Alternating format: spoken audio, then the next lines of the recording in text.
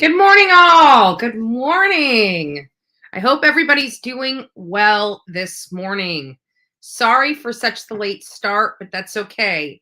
I must have needed it. You must have needed it. Things happen for a reason. So, at the end of the day, just want to say good morning to all that are here. Thank you. Don't forget to like, share, and subscribe to this channel and this episode, if you will.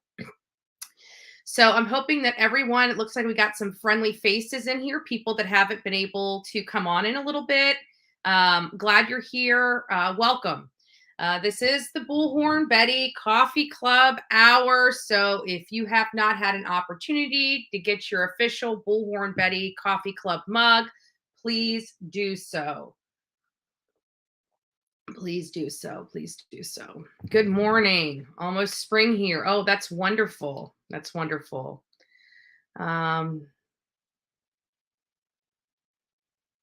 Alicia, I don't know. So Alicia's question is, has Adventures with a Purpose been contacted about? So I don't know. I don't know. Actually, as a matter of fact, I would like to,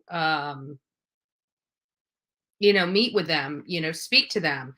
They've got a great outfit there, and just would love to get an insight on, their cases and their, milestones and stuff like that. They're a very, very unique group, very good group. So very happy about that. Good morning, all. Let's see here. My friend Ronnie. We're going to be bringing Ronnie back up on the panel. If many of you guys, I don't know who's got it. Ronnie, share your page link on here. Ronnie's been doing a lot of work on Graciela Garcia. She's also been dipping her hand into some other cases. Definitely needs to, some support from the true crime community. So, she's a great valued member here, and just want to give her all the love and support that I could possibly give her here on this site. So if you will, Ronnie, please post your page. For those that haven't liked, share, or subscribed to her page, please do so. Let's see here. Good morning. Oh, it's nice to see everybody. Yes, yes, yes. What's funny is this timing, this new time change. I never do well for new time change. It's like it always takes me a couple of weeks to catch up to the new time change, right? So it's and then we find out that the Senate has passed that there's, I can't recall which way it goes. I think it's that we never come out of daylight savings time, and I never understood that, for the businesses that would like to change their, winter times and their summer times are able to do that. The people, this really rocks people's bodies. It's scientifically proven that changing the time every 6 months does affect the body. And so I never understood why they did that. And they always said, oh, it's for the workers. Well, all they have to do is get up an hour later or an hour earlier, depending on what part of the year it is. Why are for those workers are we making the entire United States change our sleep patterns? But now it's official, I hear. Now it's official. It has gone through the Senate. We will see how it works out. The people that know the process, I'm not sure if it's official, or if it still has to go to the president's desk for signing. But we will, keep you guys updated on that.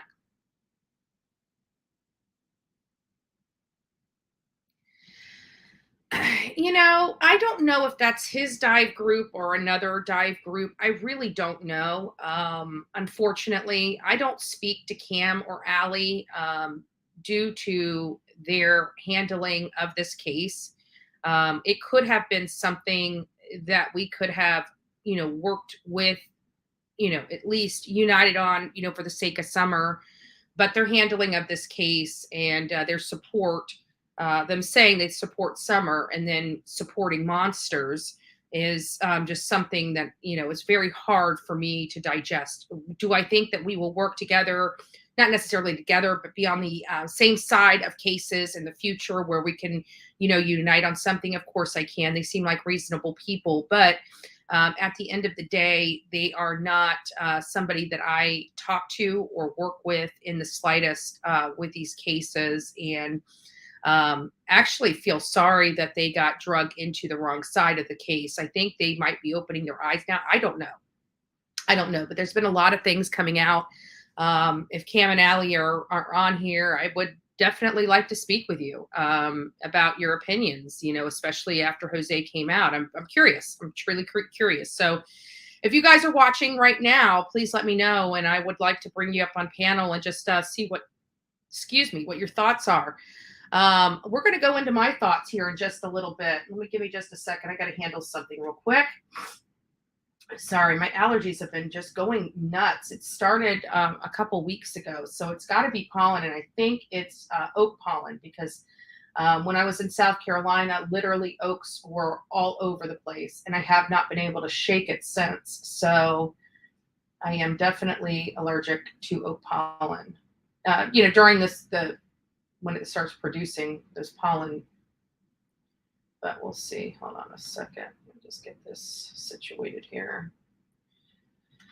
So good morning, everybody. I hope you guys are enjoying yourselves this morning. Got a lot to go over, lots to go over. So we're going to just start going over a little bit by slow here. Let me just check a couple other things. As you guys know, I'm running these two computers. We want to keep this moving forward. It's nice to have the new computer. I don't have to worry about it dropping, but I run the videos and everything off the other computer. And of course, we always have to worry about that one dropping. Always want to say thank you to my angel donors that made the MacBook Pro possible.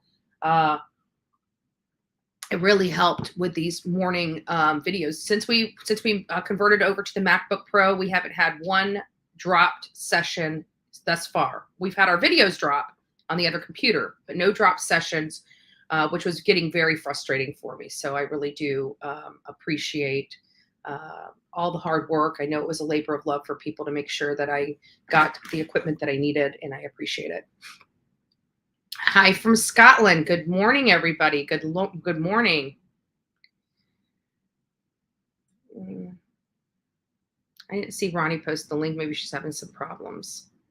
So I didn't see the link, Ronnie, but you might want to just post it a couple more times for people that want to go over and check you out. Thank you all for making sure that you guys are emailing me. I have been getting quite a few emails from you. I do appreciate the emails. I really do. They have been very informative, a lot of information, even unrelated to Summer Wells. There are other cases that are going on. We may just go in there and poke around on the email and see.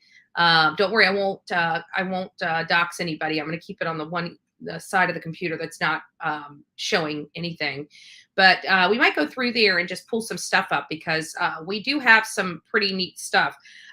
Sue sent me the gator. We had a gator in Martin County. It was not Marion. It was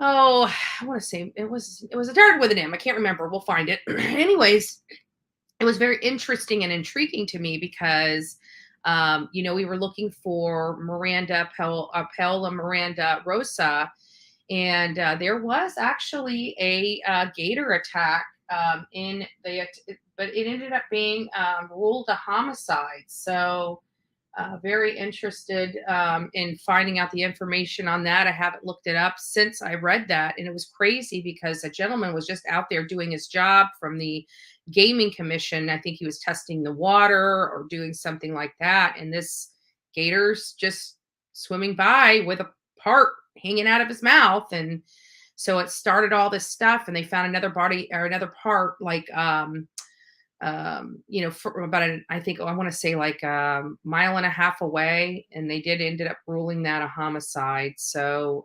it was kind of freaky, and it makes you wonder. And it was down by West Palm, so there's a lot of things that go on in West Palm and the Miami area and the Fort Lauderdale area and things like that. So not surprising, it really isn't.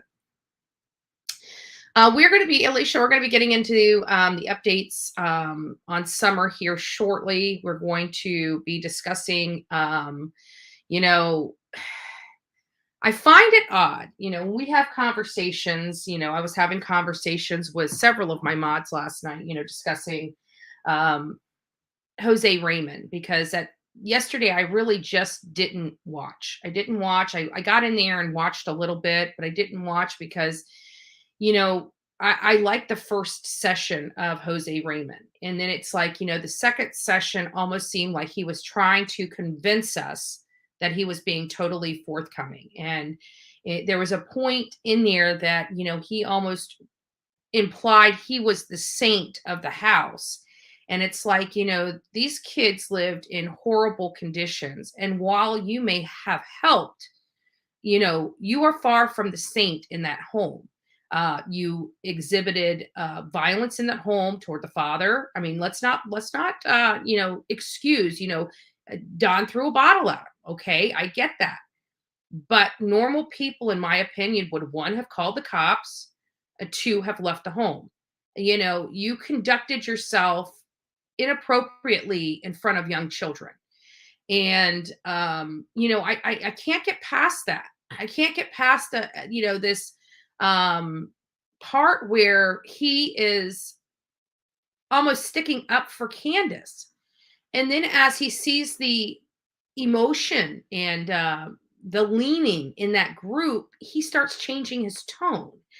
And so these are the observations that I'm making with his conversation. So, again, it's just something that just is gnawing at me with the interview. It's something that is not sitting right with me with the interview. Do I believe the things that he's saying? Yes, there are many things that when I listen to his voice and his patterns and stuff like that, yes, I do believe a lot of the things he's saying is truthful.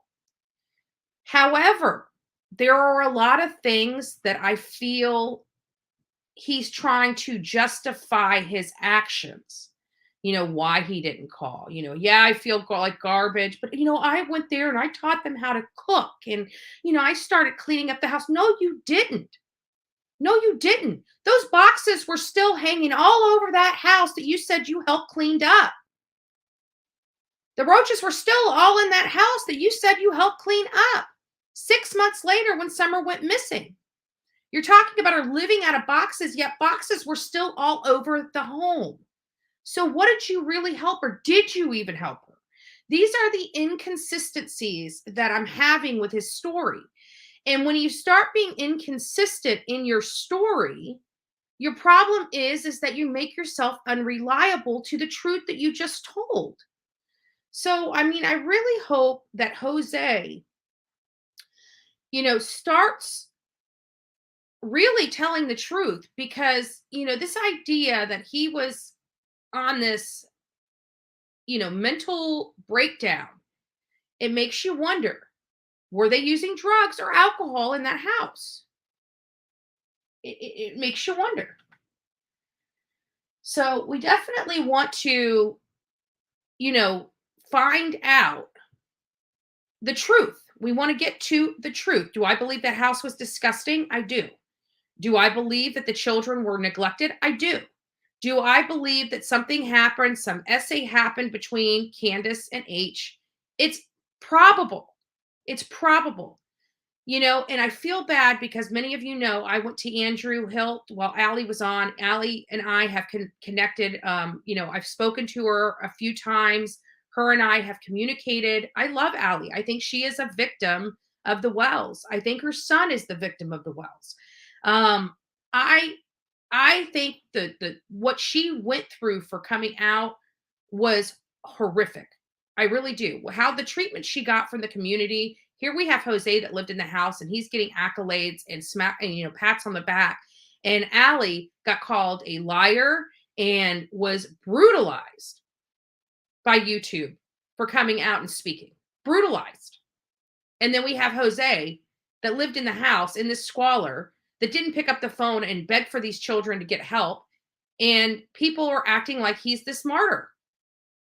And, well, I'm not saying he's not a good guy. You guys, he seemed knowledgeable. He seemed very nice. He seemed very upset that he didn't help. I want to make sure that people understand where I'm coming from. I'm not condemning him. I just want the truth and the whole truth and nothing but the truth. And I feel kind of cheated here. If you ask me, I feel like I'm getting a partial truth. There are things that I can hear in there when he's talking that are truthful, 100% hands down truthful. And, I respect Allie, but there is one, and I want to make sure that I lay this right because I love Allie to death. I do love Allie. Allie and I, we're tight. Okay. I asked her that very question about whether she thought Hunter and Candace had inappropriate relations. And she didn't even want to fathom the idea. Like she ran away with her hands over her head into the house. She didn't even want to fathom the idea. And this is long before this has ever came out because we got wind that there was something going on. And although I do want to respect Allie, I want to make sure Allie and Andrew know that if something did happen to Hunter in that way, they are not to blame. They are not to blame. Hunter would have been the victim. She manipulated that boy. And whether or not he comes clean with it or not, it feels like something in the back of my head. And I've asked the question, grandma and great grandma jumped right on it and kind of Allie she won't think about it like that. I think it's too much for her. And I respect that. I respect that. Do I think she condoned that? Absolutely not. That's her child. I just want to make sure that that is out there. And I hope that if anything did happen, law enforcement presses charges on that woman to the fullest extent of the law. You cannot do that to children. You cannot do that to children. That is despicable. There is nothing a 15-year-old boy or a 14-year-old boy can possibly do for you, period. I don't care what your mental intellect is. Even people that have low mental intellect know right from wrong. Know right from wrong. So, I do believe, yes, I do believe that. Thank you. Thank you, Aubrey. I do believe that. But I have to say, I do believe Hunter being inside that home, he was a privy to hearing things that other people on the outside weren't. And I'm not sure if even, I do believe there were inappropriate things going on in the house. And I do believe that there were inappropriate things going on in the house from the younger children. And the reason why I say that is because clearly the parents were intoxicated. And this is what gets me upset about Jose. You don't have a problem saying you were in a bad spot, you're having a mental breakdown, but you didn't you know, a zebra can't change its stripes, right? And you're telling us that you lived in a home with Candace and there was no alcohol involved there, but you guys lived in squalor. You say you helped unpack these boxes and showed these kids how to cook and all this other stuff, but there was so much stuff. I don't discredit. I do believe he cooked food there. I do believe Jose cooked food there. I believe he cooked food there because I'm sorry, a man like Jose, frozen pizzas aren't going to do it. He's going to eat like 20 freaking frozen pizzas. He needed something more hearty. He was probably used to cooking food for himself, and this whole, snack thing wasn't working for him. For me, it doesn't work for me either. I have to have a hearty meal. So if I ever, no matter what kind of condition the house would have been, if I ever, but I don't know if I could cook in a kitchen that had cockroaches running all over it. I don't know if I could. That is just something I would go out and grill food out on a grill before I cooked in a home, if that makes sense to you. It's not that I'm very ish about my kitchen. Very ish about my kitchen. Like, I'm not like I'm a slob, I'm just not too bad of a slob, but I'm a slob. I do make my bed every day. I do sweep the floors, I do mop, but like my office, I got paperwork kind of shoveled all around here. And but when it comes to my kitchen, those kitchen cabinets, those kitchen, my countertops, everywhere I cook is bleached several times a day. The sinks are empty. Occasionally I'll get a lazy bone in my butt and not put the dishes in the dishwasher or not remove the dishes from the dishwasher and put them away. But I am a very ish person when it comes to the kitchen. The kitchen is where I cook the food. I mean, even when I'm dealing with meat, I put gloves on because, well, I put gloves on because I don't like crap up under my nails. But I always prepare my meat in gloves.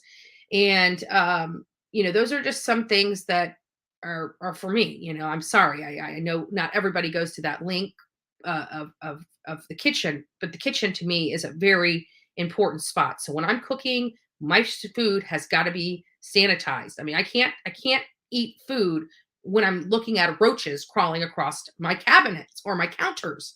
I cannot do it. So, I mean, I had a little mouse in my house, right? Everything that I could have possibly thought that thing could touch went into the garbage. I'm not taking chances. Like, I don't want contaminated food. I don't want anything, right? But there's just something that doesn't sit right with Jose's. Like, it was like, the first day was very empowering. It was a very powerful interview. And the second day just seemed more of him on there trying to convince everybody that he was being truthful, and that's where I have my problem. That's where I have my problem. What is everybody else's opinion? Those that have watched Jose's first and second interview, I gotta say I didn't really watch the second interview. I watched bits and pieces of it, and it was too much for me. I turned it off. And yeah, birds of a feather. It's like, and that's my problem. He's distancing himself from his involvement, you know? He's distancing himself. He still sounds like he's in love with Candace and he's trying to act like nothing ever happened. But he's talking about him as being the father of the house. It's very bizarre to me. The language that's being used, I obviously can't see his body language. I can only hear his words. I can't even see his face or any other, um, I can't, all I can do is hear his words. And while I do believe some of the stuff that come out of his mouth, there's a lot of stuff I just don't. That doesn't make sense to me. It really just doesn't. Am I alone here? Audience, am I alone? Yeah. Yes, and it was odd. And then of course you got ICU and Justin almost stopping him from answering why he threw the phone away. It was there was some odd behavior, and Justin may know, and so may ICU, but it's almost like he brought that nugget of information up and you guys prevented him from finishing why he did it. And it was very I don't understand what the purpose of that was for. And it just screams deception. It just screams deception. And I feel like in a lot of ways there were certain things that he said and wouldn't explain that really hurt his credibility um, in some respects. So I would like to know why a phone is in the bottom of the ocean. What would make him? I mean, throwing a phone away is one thing. Smashing it and throwing it in the garbage is one thing. Clearing the phone off and selling it or taking to a pawn shop is another thing. But to sink it in the bottom of an ocean for what purpose? Like that doesn't sound. Who in here has sunk there? I mean, outside of it being an accident, who out here has sunk a phone in an ocean? Who? I'm curious. Do I believe? Good morning, ZZ. Yes, I agree. I agree. I feel like a lot of us feel that way. That he's not being very truthful. I think it's the fact that he's going overboard with how wonderful he is. And how he was there and he was the savior and he was the protector and he. You know, I'm thankful that he's using summer in the here and now tense and not the past tense like her mother does and her father, the ones that I do believe know exactly where she is. Um, it's and I'm going to play some clips here. I'm going to play some clips.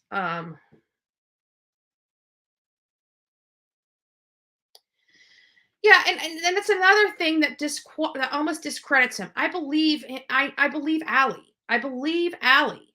And Allie told me to my face that Candace stole her boyfriend. I believe her. And I believe that Jose and Candace had things going on. I believe it. I believe that's why Don decided to screw the girl in the house upstairs. It's because he knew that Candace and him were screwing downstairs. Excuse my language. Excuse my language. But that's just my opinion. My opinion. Keep going. Keep going. So, there's definitely some things that are that don't sit right with me on the interview. There were some things that I was questioning, and I came on here yesterday to discuss it with Jose's interview. And some of the things that I told you then that I believe some of the stuff he said, and there's some stuff I just don't believe. I believe that the house, he's acting like nobody was drinking, nobody was partying, yet, children were being assaulted by other children in the home. Things were going on in that home that should not be going on in front of young children. And it just it doesn't make sense that nobody knew, especially as small living quarters as everybody was required to live in. Everybody lived downstairs. You couldn't even use the bathroom without somebody seeing your business. Without somebody seeing your business. This and what did he, in all this, he talks about him being there and having these. Now, granted, he's the guy, he's the man, he's the savior in that home. And he's talking about using the bathroom and everybody being able to see. Why didn't you, being the man that you were, fix that wall so the children couldn't see your business?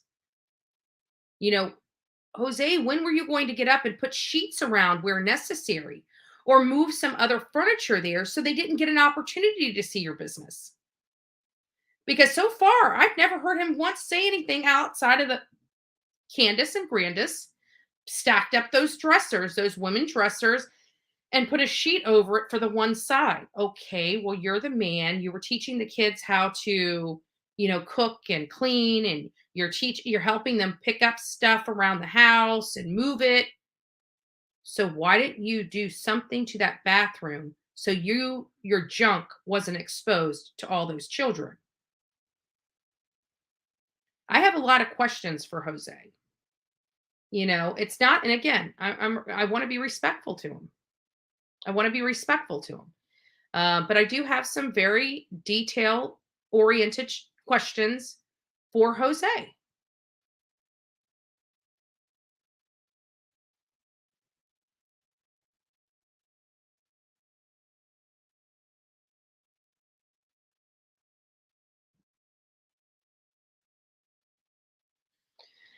Well, and I get that. I get that, Tassie. The problem I have is when you look at Chris McDonough's video and you listen to Jose. I mean, you've got to question just because somebody says something, Tassie, doesn't mean you should be believing it hook, line, and sinker. But when you look at the Chris McDonough interview, and that would be something that I would recommend Justin pulling up Chris McDonough's interview and questioning Jose. What did you clean up? This looks pretty despicable right here. How did you help? Think about it. I'm telling you, my mother, you could have boxes to the ceiling and back for a 1,200 square foot home, which I don't even think that house is 12. Maybe it is 1,200 square foot home, and you're telling me you've been there for months and it still looked like that? Months? My mother would have that house cleaned up in what? Well, I don't want to call you out, mom, but a week and a half, 2 weeks tops. That house would have been immaculate. Boxes would have been put away. Everything would have had its own place. You're talking about people that didn't work. Are you guys comprehending that? You're talking about people that are there every single day, day and night. Her children are going to school. So 5 days a week, she doesn't even have 75% of her children. So it's just Jose, Grandis, Candace, and who? Summer. And you're telling me that 8 hours a day while your children are at school, what are you doing? Your only job is to clean that house up. What were they doing? I just those are questions I have. We cannot sit here and just believe everything. Why isn't anybody pushing him for clarification? Everybody's just drooling over that he's on this interview. But where are the tough hitting questions? Where are the tough questions? I want the tough questions. I want him challenged. I want to make sure that he's telling the truth. Who's challenging him? They're just asking questions.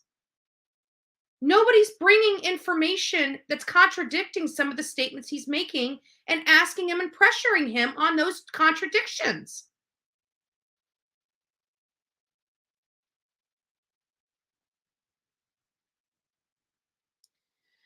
So that's just my thoughts on this, guys. I'm sorry. I know some things everybody wants to believe him and everything. And I do believe a lot of what he's saying. Don't misunderstand me. My problem is when he starts embellishing or not being totally truthful, it discredits all the truth he just said. It discredits all the truth he just said. I do believe him. I believe a lot of the stuff he's saying. But it makes me have to question it when he starts, not being truthful on the other stuff because it may make him look bad.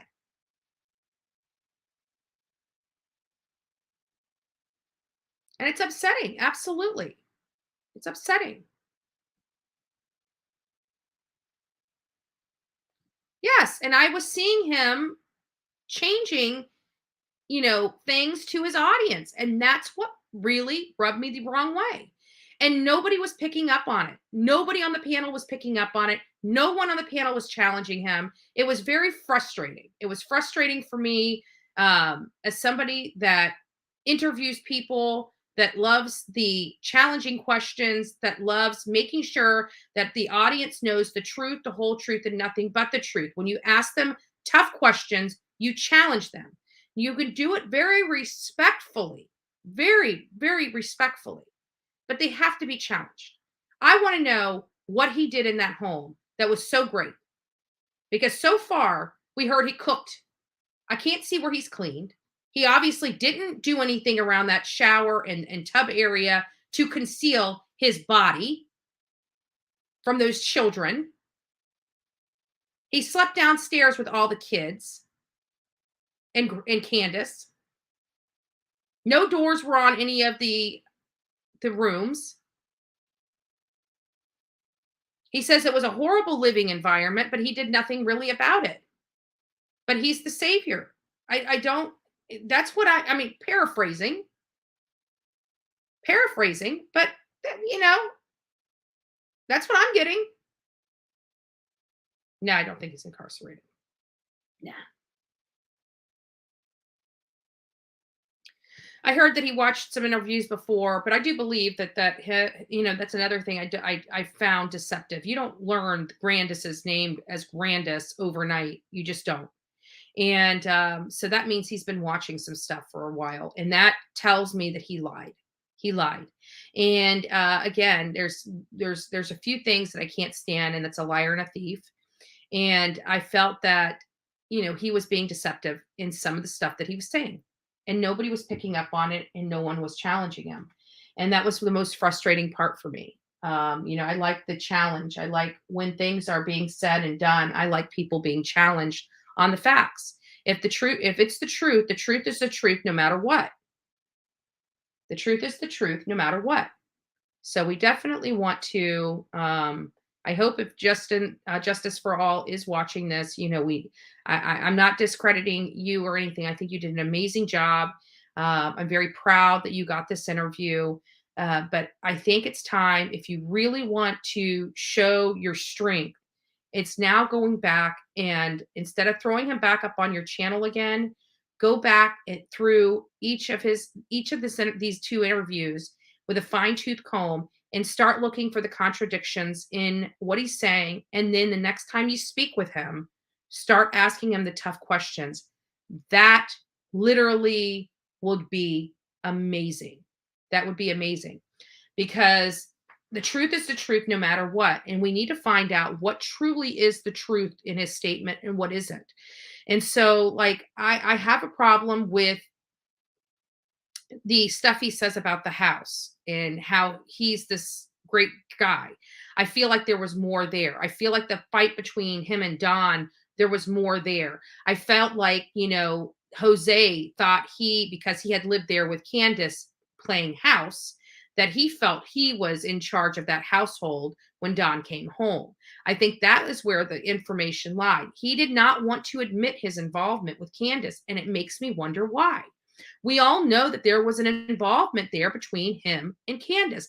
And then he's trying to say that the mental breakdown he was having and not wanting to be in a relationship with somebody and this, that, and the other as his excuse for not doing anything with Candace. Those are convincing statements. He's trying to convince us what he's saying is true.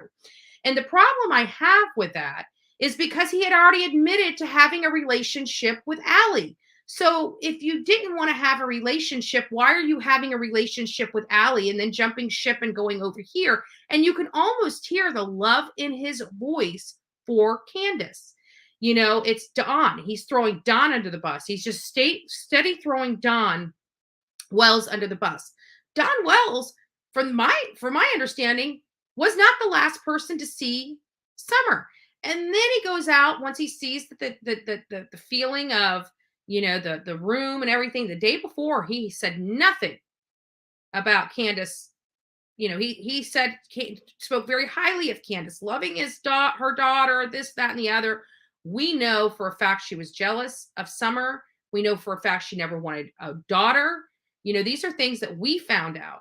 And then we go over here and hear him on one day say this, but then on the next day say that she would be willing to sell, she would sell Summer into sex trafficking.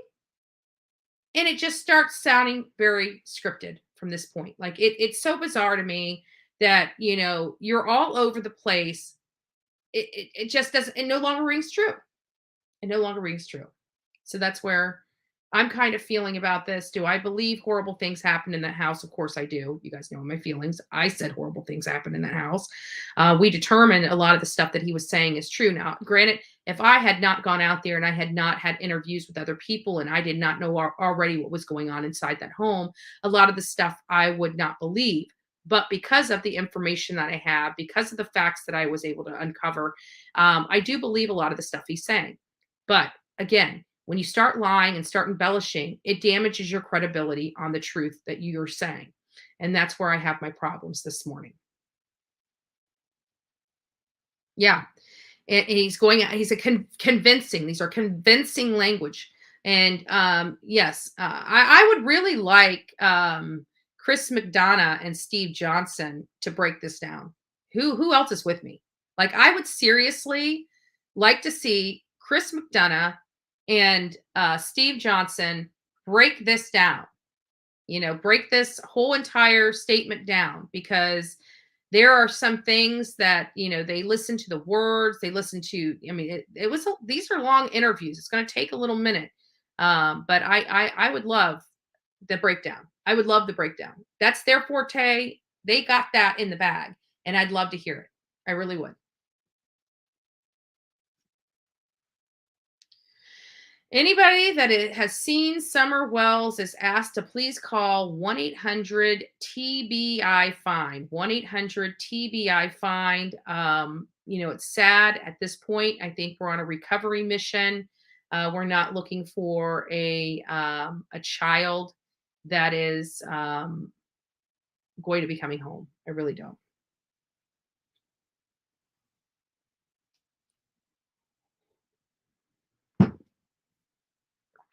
Let's see here a little bit. Yeah, that's my thoughts as well.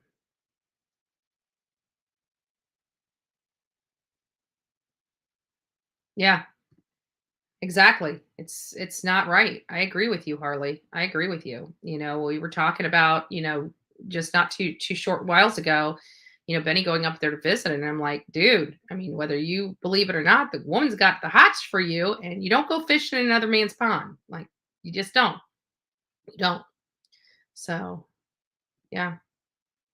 Guys, I mean, he painted a horrible picture. And those are the things that I believe. Those are the things I believe. And the only reason I believe him is because I've seen him with my own eyes, right?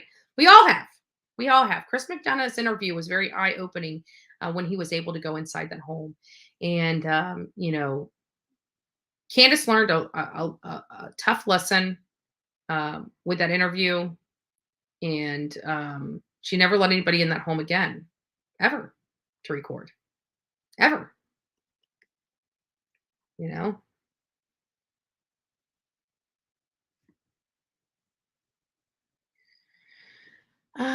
He retalks with the small detail differences, and that's the problem I'm having. I was picking up on some of those as well. I really was. I was picking up on some of those as well. And it makes, again, I do believe some of the stuff that he was saying. I do believe, that there were some inappropriate behavior going on between Candace and H. I do believe that. I know Allie, she's a mama bear. She doesn't want to believe it. I think she's going to find out one day that, it did indeed happen. And I just want to, Allie, I'm there for you if you ever find out. But I just want to let you know that no matter what you find out, whether true or untrue, it was not your fault. Don't ever blame yourself. You and Andrew should never blame yourself. There are many victims of Candace and Don, and you guys are definitely one of them. So I just want to throw that out there. Many of you guys know I'm very fond of Allie, very fond of her.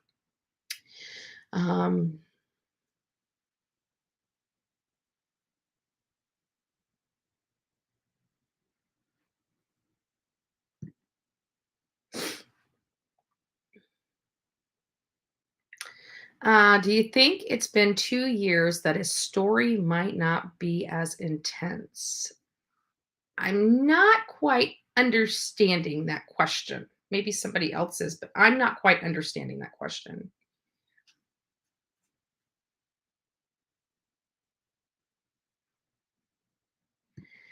Yeah, people's times, especially when, and that's what to me feels like there was a lot of drugs and alcohol in that home, because you lose time when you're on intoxicants. We'll say that. You lose time. And I just feel more was going on in that home, lots and lots more that he is not telling the public, and that is where his credibility is being shot. There's more going on in that home. I mean, think about it. We pulled incident reports, and there were at least two separate occasions that law enforcement had to come out to that house and remove children from that home at the request of those children's parents, because they were up on top of that mountain drinking underage. So those are two other incidences that we've been able to uncover with children drinking, contributing to the delinquency of a minor up there on the mountain, and law enforcement did nothing about it. Nothing. And and then you find out about this SA that happened inside the home that the young children were able to watch through a peephole. That I believe. I believe.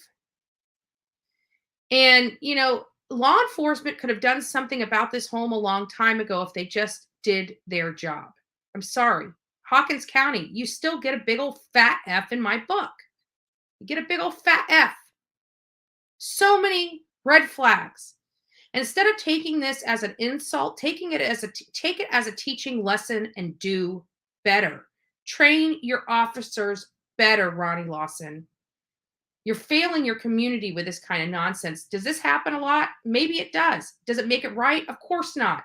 But you got to do your job anyways. You throw a few people in jail, they'll start cutting it out. Start cutting it out.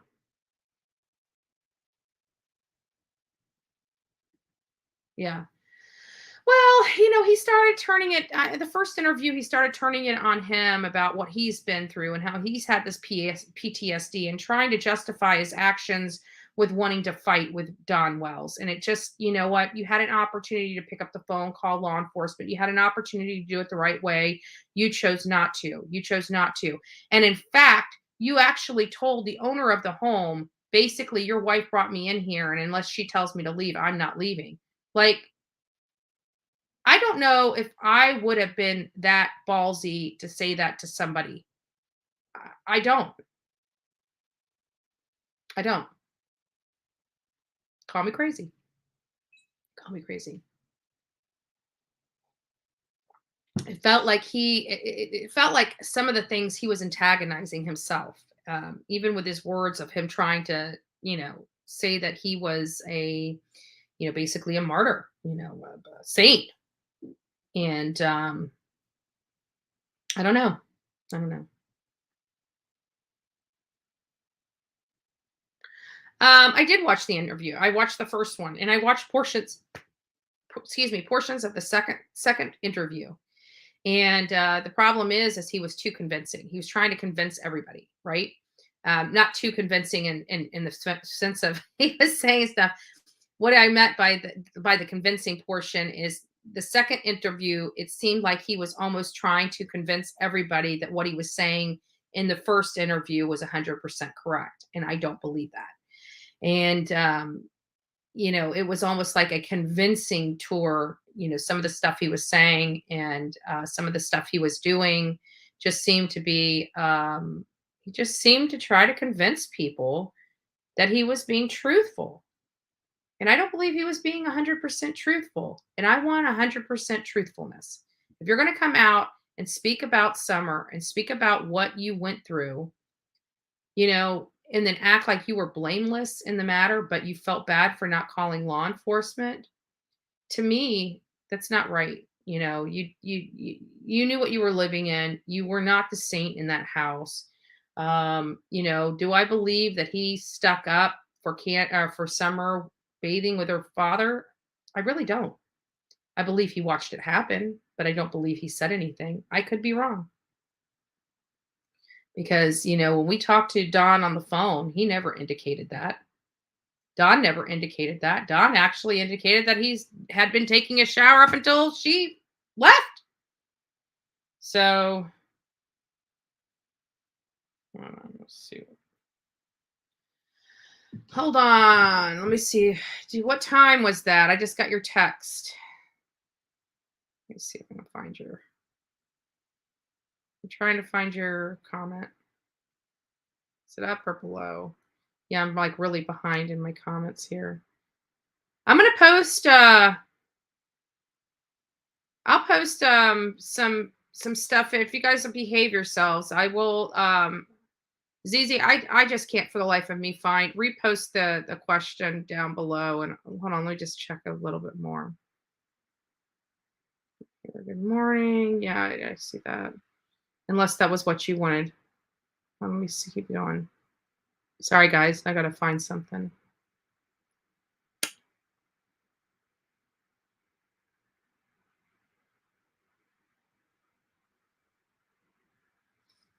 Good morning, all. Don't forget to like, share, and subscribe to this page if you haven't already done so. We're going to be breaking this down. I know we've already been talking for quite a bit, and I haven't even gotten to the video yet. So make sure you tap the like on this so we can push this forward.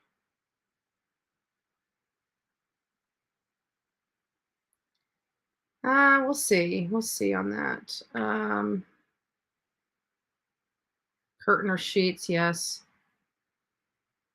Still looking. I'm still looking for their mattress sitting outside the door. Looks like the dog slept on it. I found out it was Summer's. Yeah, yeah. It was disgusting.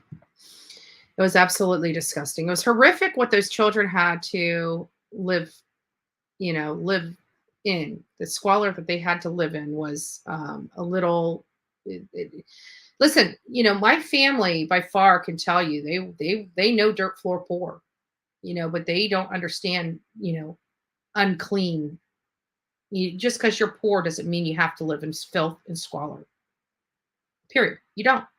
Many of you guys that watch me, some of you older, um, my older audience have lived through a lot of rough times in their lives. It doesn't mean you have to live or put your children in things like that. If you need help, ask for it. They're.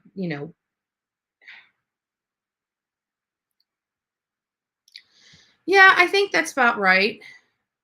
Say about 6 months. I think that's what I calculated yesterday because he said he was there a month after Don got home. We've got, October 14th, 2020 is when Don went to jail for them all getting into that big brawl in front of the children. And I love how, Jose kind of turned that around as he was in bed, half asleep, and he hears this and whatever. Just doesn't make sense to me. It really doesn't. Some of the stuff in his story just doesn't make sense. Oh, hey Andrew, how are you?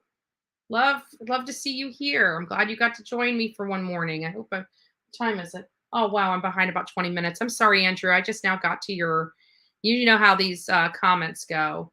If you're here, I'd love to have you on my panel. As a matter of fact, for anybody that would like to come up and talk about their opinion of Jose, please do so. I will. If you want to keep your face anonymous, that's fine. But I do need to see your face before I put you, up on the show, and then I'll let you talk. I don't want to break anybody's anonymity, but I just need to make sure that you're a real person.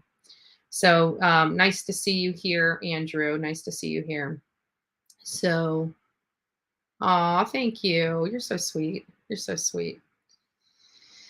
So, at any rate, I'd like to, get to the bottom of it, and I just don't think I I think some things Jose was saying we could all visually see with our own two eyes. The squalor that they were living in, the unclean.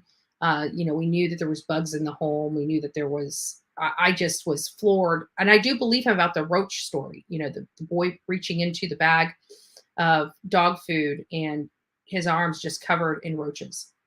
I know that. I've seen that in people's homes before. It is and what people don't realize is those it's kind of, this is a trigger warning, but those insects get inside kids' ears. I mean, they go in their mouths, they go up their nose.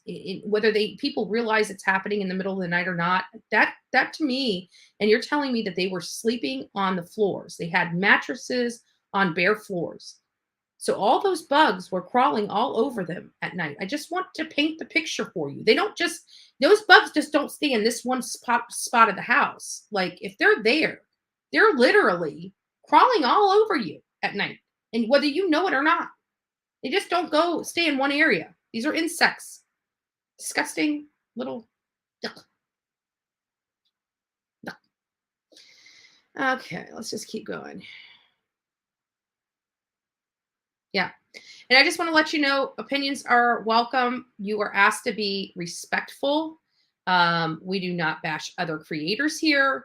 And just want to make sure that that's out there. And good morning. And yeah, we do kind of have the same rules, Andrew, believe it or not, for this channel.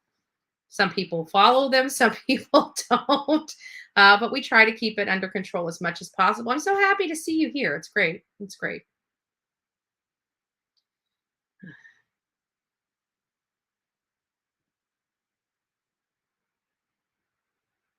Yeah, I get it.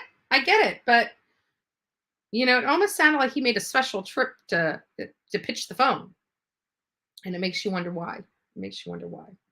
But again, another reason that you know asking the questions, the follow up questions to the answers, are key. Those are key when you're doing an interview. You know, well, I threw my phone in the it's 3,000 miles below sea. Why? Best question in an interview process. The question of why. That's the most powerful word in an interview process, in my opinion. Like I could literally say why 1,000 times while I'm interviewing somebody. And it's an open-ended question. You can't answer yes or no.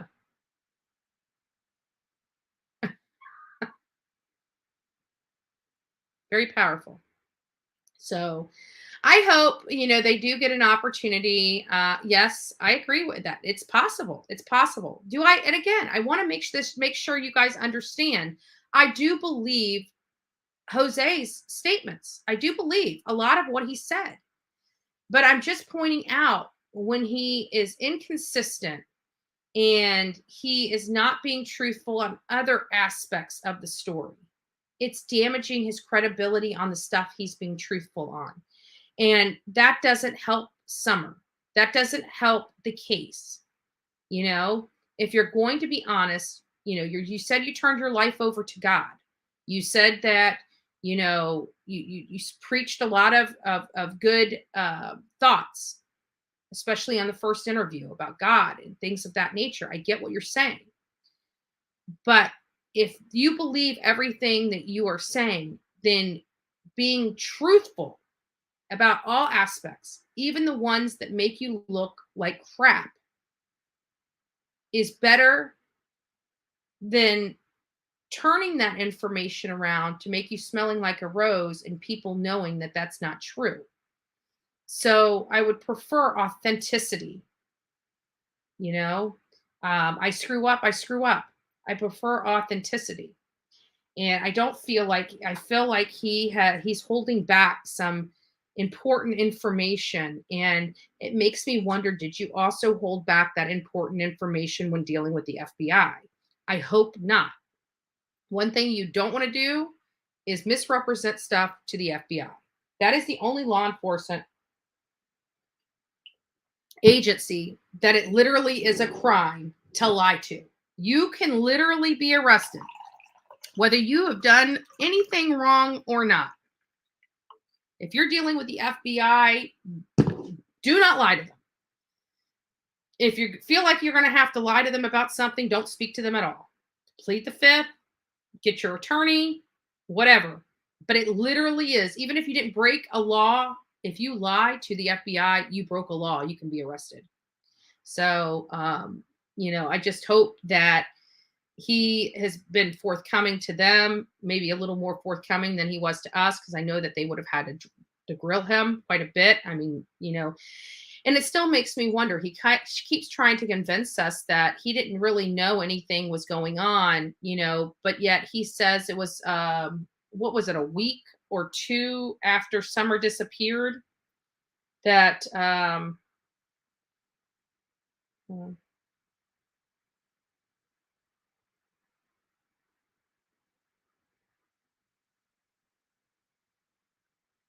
yeah, I hear you. It's easy. What was I getting at? So I kind of lost my train of thought. Sorry about that. Maybe I should go back and review what I was talking about. Sorry about that. Coffee's not gotten into me yet.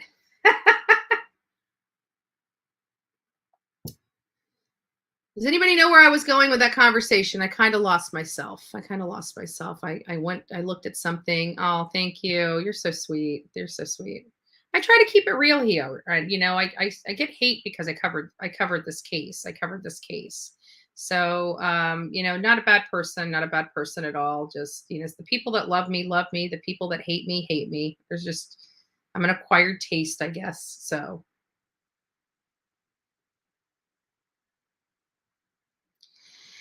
yeah, I get that. I get that. But it just came too easily for him. Like if you're used to calling, for example, like if your name's Jennifer and I'm used to calling you Jennifer. And okay, for example, this is a perfect example. Jonathan, right? My friend Jonathan. I'm so used to calling him Jonathan. For me to now try to change my lingo and call him even something like Johnny, it's not happening, right? I'm so used to calling him Jonathan that no matter how hard I try to call him Johnny, it'll never stick because I've been calling him Jonathan for so long. And so that's the stuff that gets to me. Like now you're using Grandis and not Candy, which you've always called her. Those are big differences. I mean, bigger than Jonathan and Johnny, right? And so I get what you're saying, but I don't. Oh, and that brings me back to it. They say that Summer was missing. Sorry about that. I do remember what I was talking about. The Summer had been missing for a week, and the FBI tracked him down and talked to him. Well, if you knew she was missing and she was this beautiful, special child in your life, how many times did you reach out to the FBI or TBI or Candace or Grandis or Candy, however you want to call her to this week? How many times did you reach out to them to check on Summer? You're so upset and so torn up on here that you just want to cry. You feel so bad. You're sorry that you were a coward for not calling law enforcement. How many times have you called law enforcement since they've reached out to you to let you know Summer was missing, to find out if there's anything else in the case or to provide them additional information that you forgot about or anything? Who and when did these things take place? If you're telling me that you haven't reached out to law enforcement, Candace or Grandis slash Candy, in all these months and are just now coming out, and it's you feel this horrible, feel bad. Where did that come from? Why now? She's been missing 9 months. She's been missing 9 months. You call her your half pint. And when have you reached out to find out what's going on in her case? If she meant so much to you, you know? I'd like to know. Wouldn't everybody else? Wouldn't everybody else? I have to agree with that. It sounded like he was still in love with her. He even said in the first interview, and again, this is something I truly do believe, that Candace on TV, on her YouTube channels, and the Candy he lived with were two totally different candies. I believe what he had was a Candy that was fun loving, drunk, party animal, had fun, doing whatever they did with those children. And Don came back into the household and disrupt that whole entire environment. Within 30 days, Jose left. That's what it sounds like to me. I mean, I'm reading between the lines. My opinion. My opinion. So,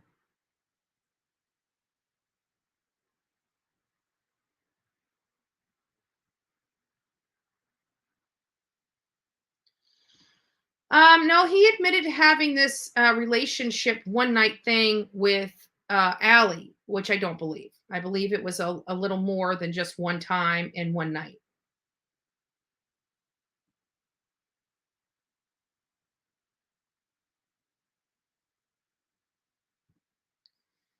Again, it's there's people. I think he was talking, and I think he was being truthful about that. Why is they asked him the question? I still think this is the problem I have, is that you got to remember he and her are separated. They do not live together. They do not live in the same state. It doesn't mean he doesn't have feelings for her, and it doesn't mean that he still doesn't believe that she would have had anything to do with the disappearance of her daughter. And I think when he was asked the question, I think he it just came out that he heard this come out of H's mouth or Candace's mouth, that he lost his V with her, and I think it came out quicker than he could process what was coming out, which is what makes me think it was truthful. Now that could be fabricated. I don't see what he would have to lose by saying that, because she has been protecting Candace the entire time. I think he was just being truthful. And I think that he also knows that law enforcement already has enough information about this thing between Candace and H, that it's no point in keeping it hush hush anymore. I don't know. These are all my speculative. I have no idea why. I have no idea. Why would he say that she would sell her, potentially sell her? Why would he say? I don't know. I don't know. That's a little scary, I got to say. Do I think that happened? No. But it's still a little scary for me, to say the least. It really is. It really is. He went hot and cold. Yeah. And that's what I didn't understand. The truth is always the truth, no matter how many times you say it. And I just felt like he started stretching, especially the second day. I wish if they were going to keep this interview, I wish they would have just kept it that one day. That was the most powerful. And then the second day was just, it just, I don't know. I don't know. To each their own. It's just that something's just not sitting right with me after the second one.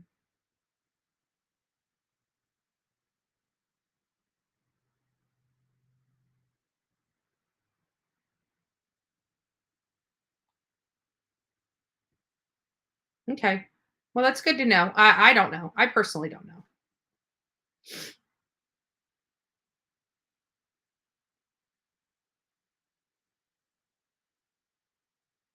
Yeah, I agree. I agree.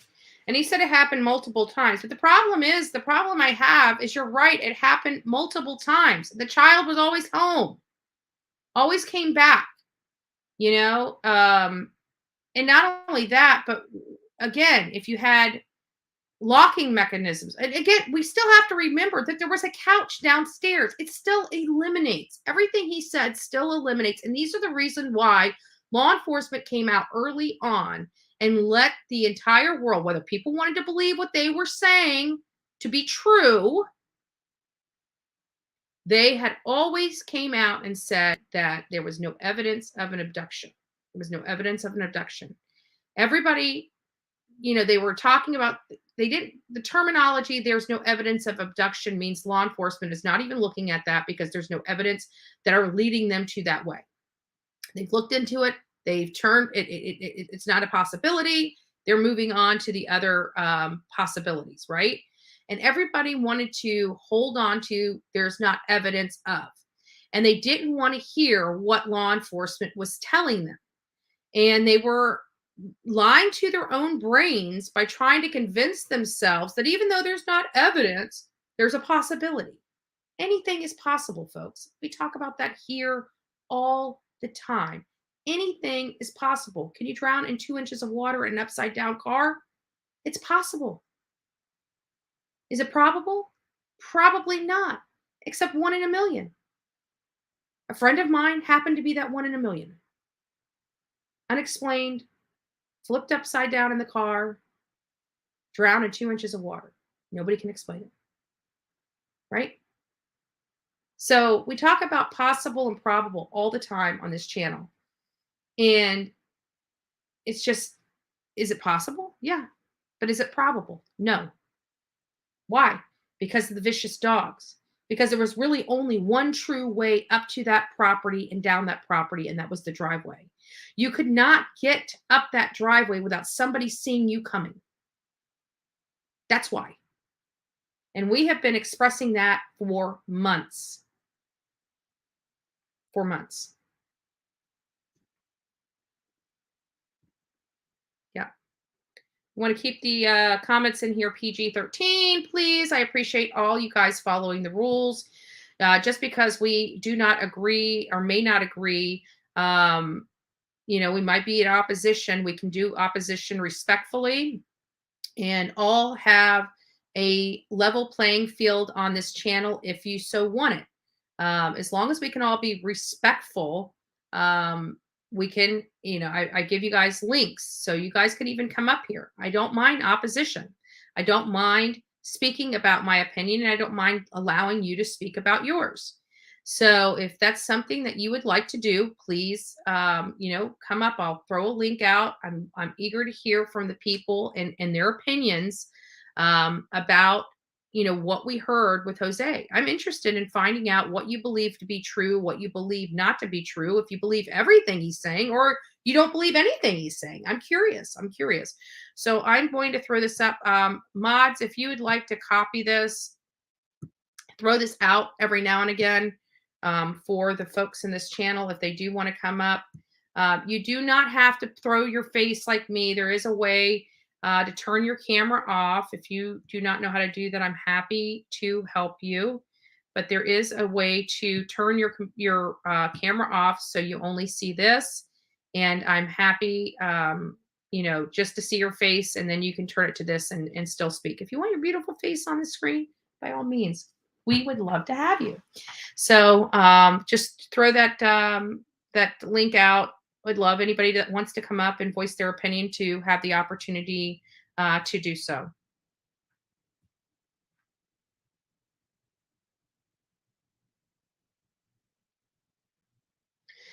But again, that's what he says.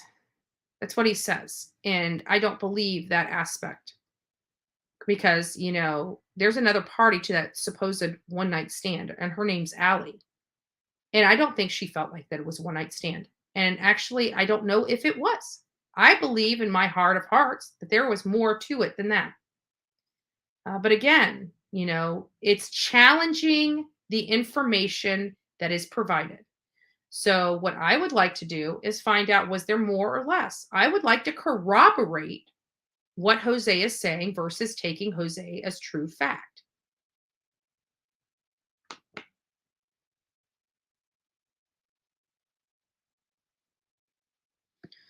Let's see. I hate to see her sell herself short. I don't know what that means.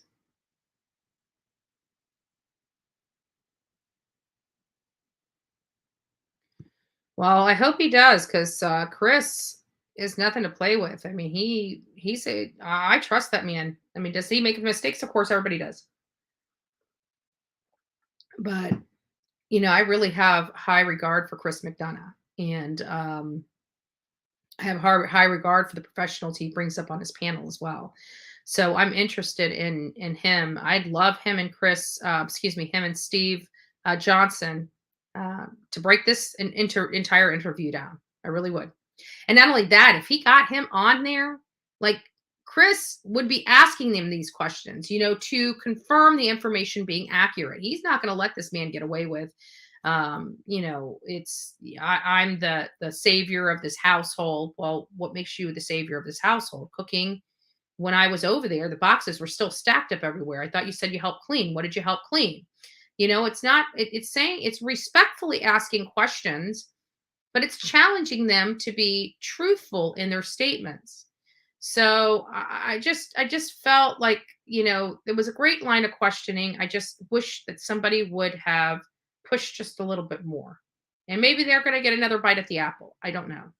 I hope they do. And if they do, bring some videos up there. Tell them about what you're describing. Tell them that Chris McDonough was in that house, in July. What did he clean up? To explain why he didn't put sheets around the bathroom so people had privacy. Why didn't he, all these things going on? Why didn't he go out there and make makeshift doors? What did he do all day long when he was living there with Candace? How long did he live there with Candace? And if you say it's 6 months, first of all, I see somebody in the backstage. Anybody that's going to be using my name backstage is not getting on here, because one, I don't trust you, and two, we don't play that. So if you'd like to, I'm going to kick you from the studio, use your real name and show your face. I'm happy to bring you up. Other than that, move on. Move on. So,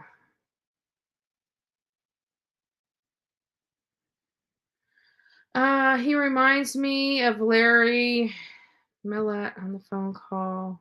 Yeah, I don't know. It's funny. I don't know who you're talking about. I don't know who you're talking about. Let's see.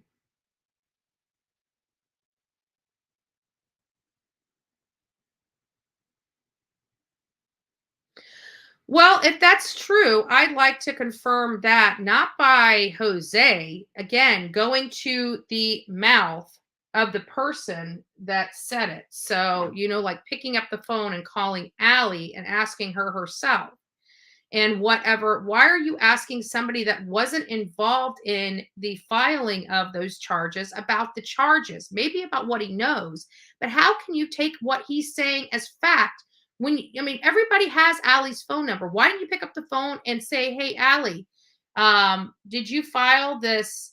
I mean, I was on Andrew's panel yesterday, and he had Allie on there. Now I have to say I did come in late. I did have a mod record the entire thing, so I've got to go back and review it because I didn't get a chance to see it. But I did get to hear Allie. I did get to chat with her. I just got an opportunity to say, hey, and I love you. And then I went to go talk to her. And then, as many of you guys know, there's a delay in the speaking. There's a delay in what's on here on YouTube and what's on the back screen. So I went back there and tried to get in, and when I was pulled up, it was Benny. And Benny said, "Oh, no, no, no, who's that, bullhorn? Oh, no, no, no, I want to talk." And he asked me to get off, so I exited completely out and figured after he was done. I did not expect to see his face. I have to be honest with you. I was in a little bit of shock when and I think you can see it on my face that I was like, yeah, it's Bullhorn, you know. But it was a little shock. I didn't realize there was that much of a delay because I was just on YouTube watching it, and I didn't even see a Benny. Didn't even know Benny was in chat. And then I go to say hi to Allie, and boom, Benny's there. And I was just like, but he asked me to get off. I got off, let him do his thing. Apparently, Allie didn't want to talk to him because as soon as I got off, Allie got off. So yeah, and Andrew, if you want to come up here, please do, please do. I want to, set the record straight on some of the stuff if you so choose. I mean, it's up to you. I don't want you saying anything that you don't want to say. I want to be respectful of your family and your son primarily. I do believe you guys are all victims of Candace and Don Wells. I know that you've had a decent relationship with Candace throughout this, which is commendable. I just personally don't. I don't like the woman. I think she's evil. I think she knows more than she says she knows. And there's not a whole lot that's going to take me off that position.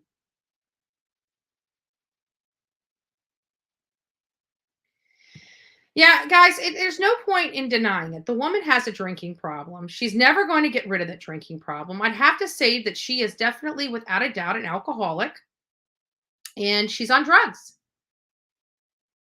She's not getting her voice back. She needs help. She's going to end up drinking herself to death. She's going to end up drinking herself to death or doing something really stupid. Thank God she doesn't drive. I mean, I'm sure she does, but she doesn't drive drunk. There's a lot of stuff that goes into that. And not only that, to be honest with you, does it surprise you that she wasn't arrested? I mean, look at how many times Don has been in front of law enforcement, completely, drunk, falling out of his vehicle, and he's only been arrested for one DUI in Tennessee. It's a little bit, I got to say, it's a little bit odd, if you ask me. A little bit odd. So, see what else we got in here. Jose seemed to be very sincere at times. It seemed, yeah, and that's what I was picking up on. I don't necessarily mean think rehearsed, but definitely not being completely 100% forthcoming. I do believe that. I don't believe he was 100% forthcoming at all.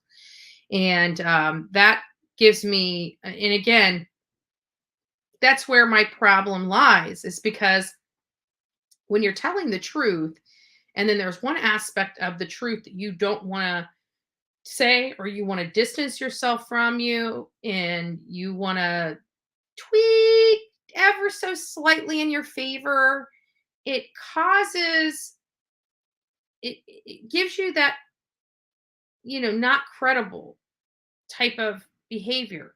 The bottom line is you're trying to make yourself look like this saint in this home over some minor things like cooking, um, you know, and you're talking about how you help clean. But when Chris McDonough was there, the place was not clean. It was a pigsty. It was disgusting. And so it makes me doubt what you were saying. Not only that, out of your own mouth, you're talking about this bathroom that only had two dressers standing up tall. There's a bathroom has like three walls, three and a half walls, and a door. A normal bathroom, right? You got your back wall, your side wall, your front wall, and you got a half a wall with a door in it that swings open because you got to have a portion of a wall to hang your hinges and stuff like that on, right? So you're talking about one wall. Why didn't you do anything? You are a stranger with all these young children in this house, and you did nothing to protect your privacy when you're in this bathroom. But you have no problem telling us how you cooked, how you cleaned, how you did all this stuff. But I don't see it, is the problem. I don't see it. The house was still disgusting. It was still unlivable when Chris McDonough went there, and the bathroom was still exposed. So clearly, nothing happened. You are a stranger in these children. You're so much concerned about Summer that you say that you went into the shower and yelled at Don Wells and made Summer get out of the shower from showering with her dad. Yet you had no problem doing your business with anybody and everybody being able to watch you.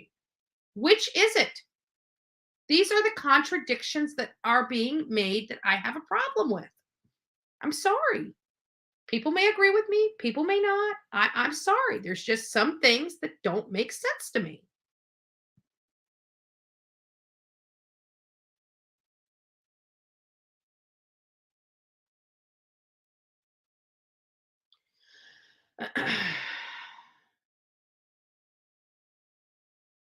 Yeah. Okay. Well, thank you. Thank you for clarifying. Thank you for clarifying. I appreciate it. Now, if you guys do come on to this channel and I don't see you, just stay down there. I will get down there to you. I don't always check because I'm reading, doing all these things and everything, reading the comments, trying to respond, everything like that. So, yeah, it's sad. It's sad. That poor baby had a pretty, the crazy thing is children don't realize how horrible their life is until they're older, right? Because they just live in it. They don't know any different. It's not until they get older and start being around other people that they realize that, this is not right or whatever. And it's just sad. It's sad. So I just don't, I don't know. I just don't know. There's just a lot of, I'm glad that, you know, Justin was able to bring this interview to us, but I really want some tougher questions. I just want, so Justin, if you can hear me, it's time to start corroborating his statement. It's time to start asking the tough hitting questions. It's time to start having him explain, some of the inconsistencies in his story. And I really hope that you have the opportunity to do that because it needs to be explained. Um, But there are some inconsistencies in his story. We all heard it.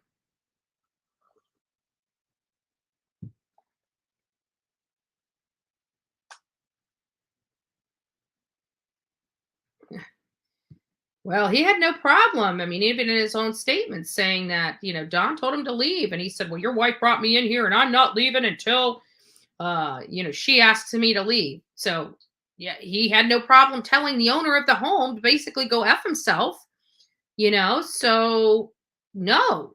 And not only that, he was there for months before Don got back. And in months, um, and I'm not asking to go in building walls. What did I say, Lisa? Sheets. Something to protect his junk from being seen by all the children in the home. Is that too much to ask? Is it really too much to ask? Like, you're going majorly overboard and saying that I expect him to build walls. I never said that. I never said that. Not once. When did I say that, Jane? Or Lisa? When did I say that? Just curious. Never once did that come out of my mouth.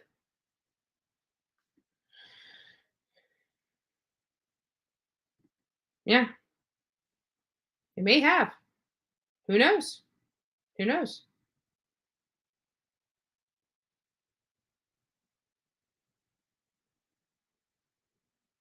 I believe justice for Hunter as well. Yeah, absolutely. I believe there's a lot of victims of the Wells. I believe there's a lot of victims of the Wells. Their neighbors are victims. Dudley John, the crap that he went through with victims, the stuff that YouTube put Allie through, she's a victim. These are despicable, deplorable actions. In it's not fair. What I actually went through covering this case has been next to unbearable. But you know what? I got thick skin, and thank God I was politically motivated prior to moving over to YouTube and getting in this true crime stuff, because honestly, I don't know if I would have been able to handle it. I don't know how people coming into this business even knows how to handle it. This is tough. I have to tell you, this is tough, and I can't even imagine being on the inside of one of these cases. You got people trying to pull apart these cases, trying to taint these cases, trying to throw other people in to get the real people, the real culprits off. I mean, some of this stuff is obstruction of justice and just criminal. It's just criminal. And Angie. All right, thank you. If you want to, do you want to be on with your face? Because I'm going to add you now. Okay, I'm going to bring in a person that would like to talk. So we're going to let her have her moments. Thank you. Thank you for joining. How are you? I'm doing fine. How are you? Oh, I'm doing very well. Very well. So what do you think about all of this? Well, I have a problem with the alley. Can I take my camera off? You may. That's why I was asking. If you didn't want your camera on, you only need to have it on. Yeah. Okay, Allie, to me, she knew about all this with Candace and Hunter. Well, I can tell you based upon my interaction with her the first time, and I asked her point blank, she did not look like she knew anything about it. She actually denied it. She was in complete and utter denial that anything like this would ever happen between Candace and her son. However, her mother and her grandmother believed something happened, and they even told me themselves they don't believe Allie unless the proof is in the pudding for Allie. She would never believe it. So, I truly do not believe. I believe that she is also, or could potentially be blindsided if something did happen. I don't believe she ever would think that Candace would do something like that to her, even with them fighting. But, I could be wrong. Well, if that Jose's right, Mm-hmm. saying that Allie was there at the same time as Hunter at Candace's house. No, I think we're talking about two different things. So yes, Allie actually stayed there with Hunter, but Hunter was over at that house a lot by himself without his mother. A lot. They even the fishing, like the fishing hole, she went over there to see if he wanted to go fishing, supposedly. And, it wasn't him, her, and Allie that left. It was her, Summer, and Hunter that left. So, there was a lot of times that Candace was left alone a lot. We've seen a lot of TikTok videos, a lot of everything that did, depict Candace being alone with Hunter. Well, that's true, but why would you let your son go with another person that you know that he's slept with? Well, That's it overage. doesn't sound like she ever, even yesterday when she was on Andrew's page, she's like, she doesn't believe that happened. Even Andrew says that they asked their son about it, and he has emphatically denied it, and they believe their son. So did it happen? Did it not happen? I think only Right. two people really, really would know whether it happened or not. But I can tell you, Candace is saying it didn't happen, and Hunter is saying it didn't happen. But Jose is saying that, while he was in that house, they admitted to it.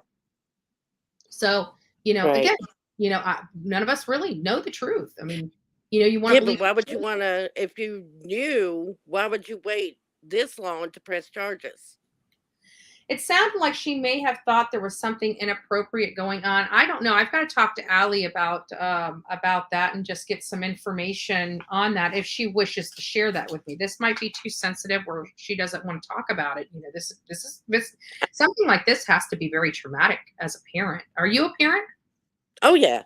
Okay, I mean, I have to think, if one of your best friends was accused of something like this, you probably wouldn't really believe it, especially if your child was saying no and she was saying no. But, we've seen a lot of, I mean, Jonathan Lee Riches posted a video of Candace on a bed looking pretty messed up, caressing his head. And it just, I don't know, it made the back of the hair on the back of my neck stand up when I saw that. And, I just don't know. I mean, as a parent, you don't want to believe something like that could happen to your child, but could it? I mean, potentially. I don't, Yeah, but I mean, I agree with you. Mm-hmm. But if I had any, Inclination. suspicion Yeah, that was going on, I wouldn't allow my child to go back with her. absolutely. Absolutely. That's stupid. Yeah. But again, it's sometimes like, even with, family, you can be, for example, your child, some money comes missing in your wallet, or $5, you ask your child, did you take $5 out? And it's like, no. And then, later down the road, you realize, well, how did you get that? Well, did you take that $5 out of my wallet? Yeah, I took it out of your wallet, mom. So it's one of those. I don't know. I don't know how to take all of this, and to be honest with you, did it happen? But that is, I have to say, that is one of the things that I did believe to be true, because, to be honest with you, he's not the first one that told us that. When we were out there in Rogersville the first time, the very first time back in December, we came across people that said that they believed there was inappropriate behavior between the two of them.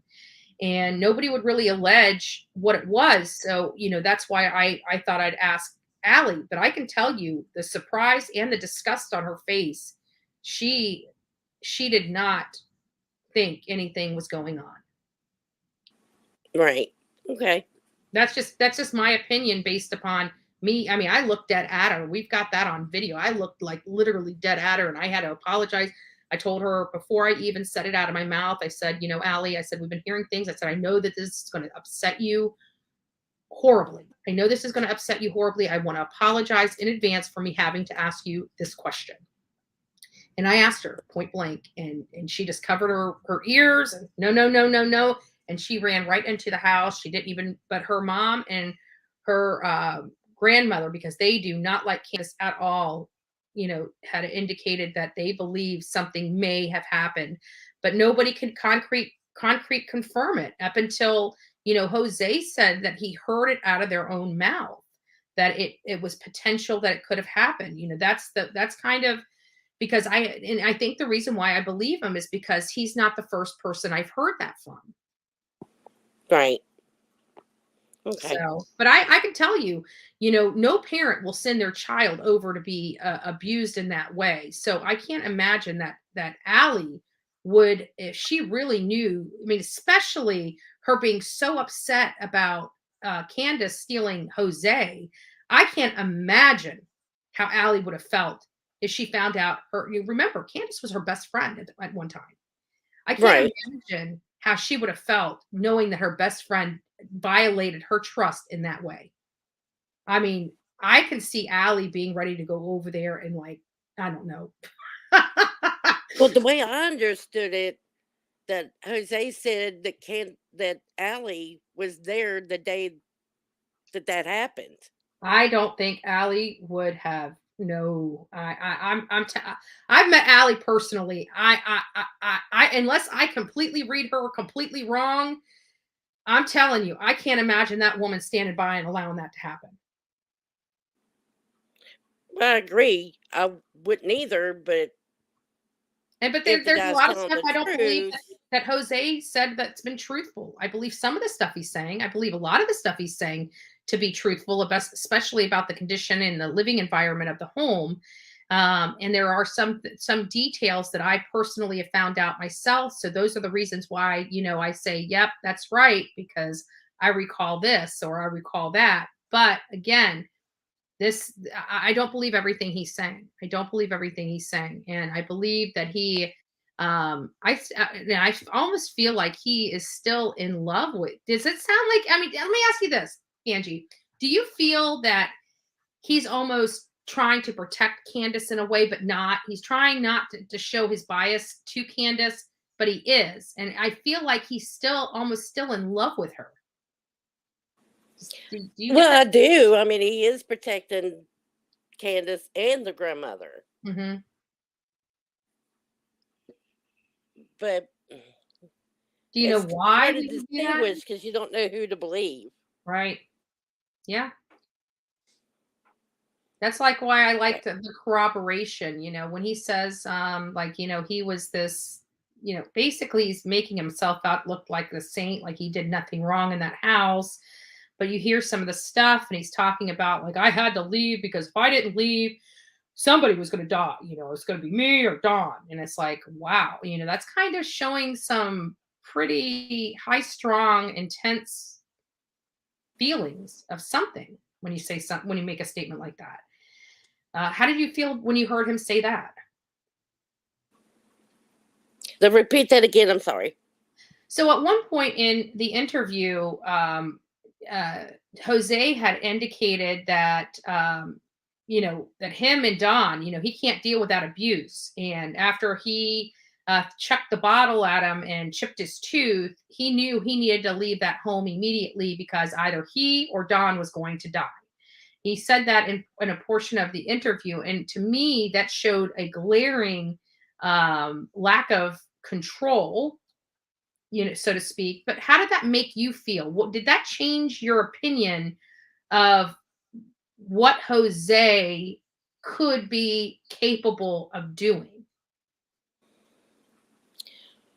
Well,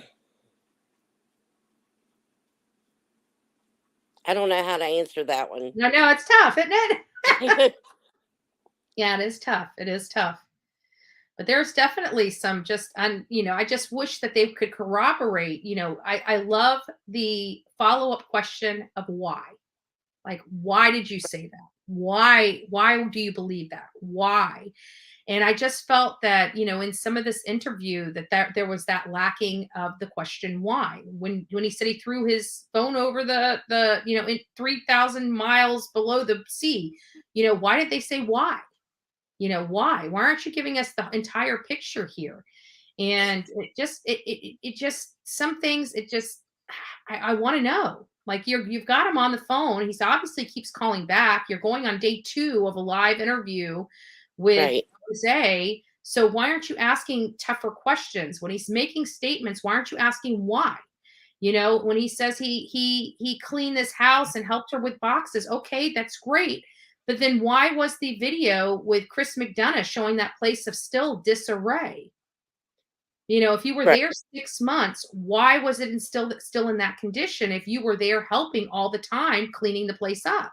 So it's like, you know, you're not baiting them, but you're trying to clarify and you're trying to um, make sure that the information that they're telling you is truthful and correct. And if it's not, you want to challenge them on that as to why they said that, if that wasn't true. Right. So that was the issue that I had. You know, I still think the interview was amazing. I still think it was an epic score for Justice for All. Justice for All. I like him. I think I had a lot of fun with him when he was in Tennessee. I mean, I couldn't Mhm. quit laughing the whole entire time I was with him. A great guy. But I just wish that, you know, there was a few more tough hitting questions for Jose relating to confirming the information to be true. You know, not taking every time somebody talks, I can't take it as truth. I've got to confirm the information. And when you're not asking the question of why or how, or, you know, open-ended questions to get to the root of it, you're allowing them, the person that you're interviewing, all their information to be taken as true when it's not. And you can clearly see, like I saw Jose myself contradict himself several times, and not one person caught up on it or challenged him on the contradiction. Right. Yeah, I did have a problem with the cell phone throwing it in the Mhm. ocean. What was the purpose of that? Yeah, it makes you wonder why. I mean, if you really What's wanted to he go off hiding? the grid, there was a thousand things. Yeah. And not only that, but somebody that's lacking in money, why didn't you just clear the phone and go pawn it or sell it to somebody to get some money? Why would it be in the bottom of an ocean? It just doesn't what was it that he had to point out that his phone was in the bottom of the ocean for? It just didn't make sense to the story he was laying. And it just something didn't sit right with me on that. And I don't know why. And I still keep Yeah. racking my brain as to why somebody would intentionally throw their phone. And then somebody brought up, well, maybe he was really angry at something and just pitched it. Now I can see that. But again, nobody asked him. We're up to speculating on why it's at the bottom of the ocean. Right. So, well, at any rate, Angie, the what would your epic moment in the interview be? With Jose, Yeah, yes. um, well, for one, why did it take him so long to come out to reveal himself? Mhm. Great question. Um, Now that Don's in jail, why did it take him this long to bring his story out? Oh, great questions. And you know what? That's another thing that's frustrating that I don't think they asked him. I don't think they asked him. And it makes you wonder why they didn't ask him. You know, those are legitimate questions. And he's blaming it on, well, nobody's reached out to me. Well, how many people have you tried to reach out to? Right. Yeah, the missing 5-year-old child that you used to call half pint and speak the world of, and it doesn't sound like you've picked up the phone one time to find out if she's okay. Right. Okay. This doesn't make sense. So, well, I Well, appreciate your time, Angie. Thank you. And it was great thank you. conversation with you. And you brought up some very good points and very valid information. So I do appreciate it. All right, thank you. Thank you, Angie. Come back Bye. and see us again. Okay. See, great, you know, and these are things. So I really do appreciate it. If anybody else wants to, you know, come up and speak, please do so. I like to hear your opinions.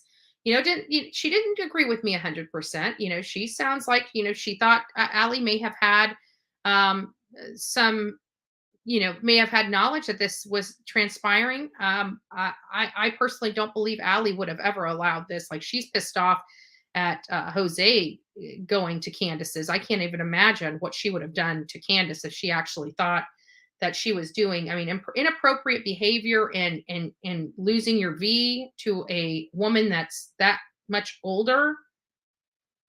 I don't know. I think Allie would be ready to open a can of, you know what? I'm just saying. Just saying.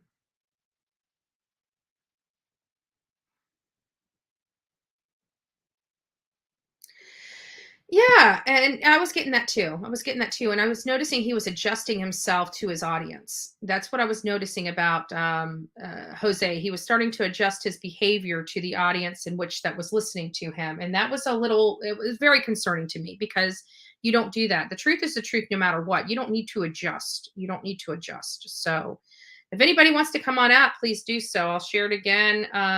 If mods, if you guys, I don't know if you guys can cut and paste this or not, but here, let me go ahead and put this here. If you guys do not want your face on, that's perfectly fine. I just need your face when you're behind the studio. When I address you, I will let you know that I'm about to bring you live. And at that point, you can remove your face if you want to turn your camera off. You do not need to have your camera to be on here. You can have your privacy and your anonymity while you're talking on this show. I just need to make sure that you're a legitimate person. That's all. Anyone with information, please reach out to 1-800-TBI-FIND. Again, 4 foot tall, 40 pounds, blonde hair, blue eyes.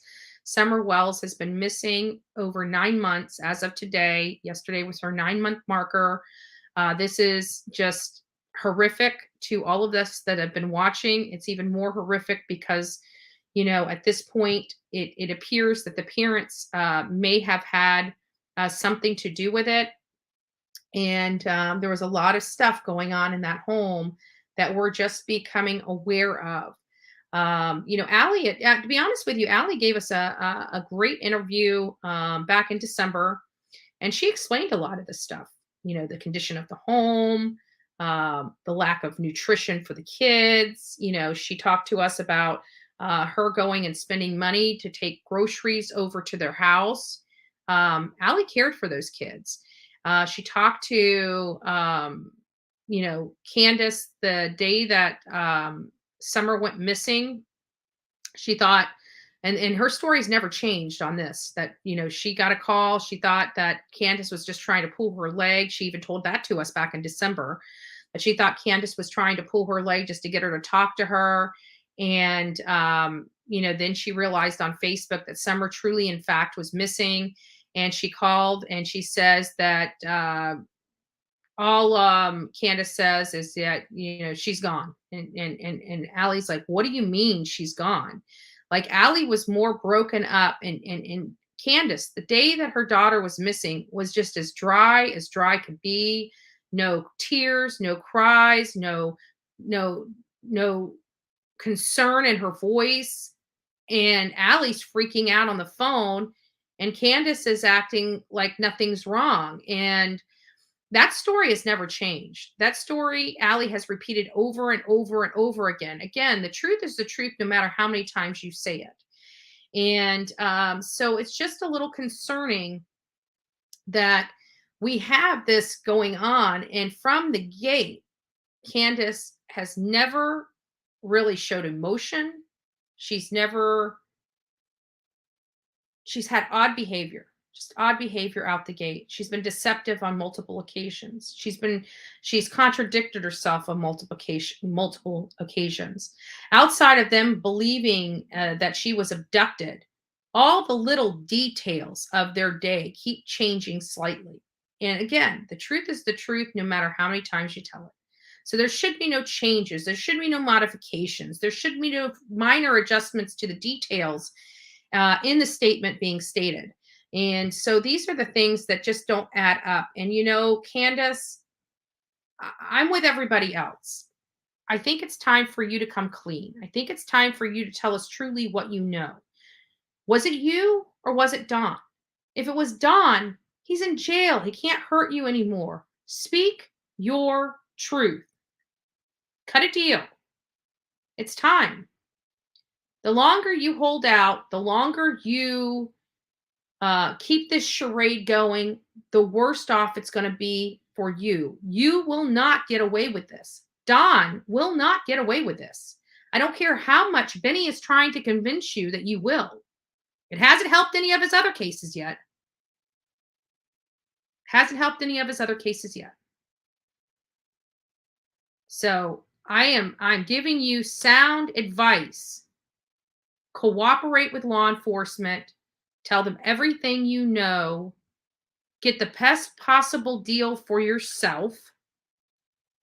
So hopefully, one, Summer can get the burial she deserves and rest in peace. And if you truly love your daughter, if you truly care, you'll give her that. You'll give her that. And if you don't, you deserve everything you get when that time comes. We will not pity you. I will never allow you to become the victim on this channel. You can't unchange what I know. Me too. Me too. Me too.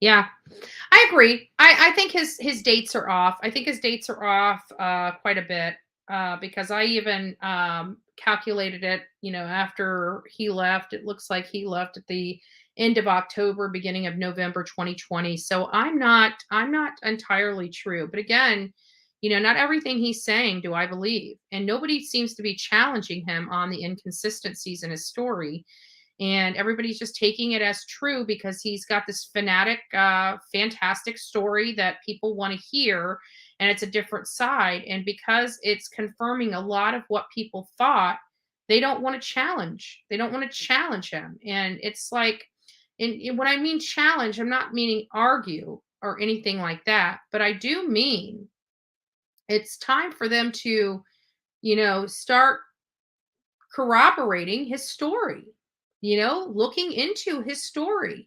I'm hoping that Justice for All, you know, before he brings him back on his panel, reviews the information that they have and corroborate it.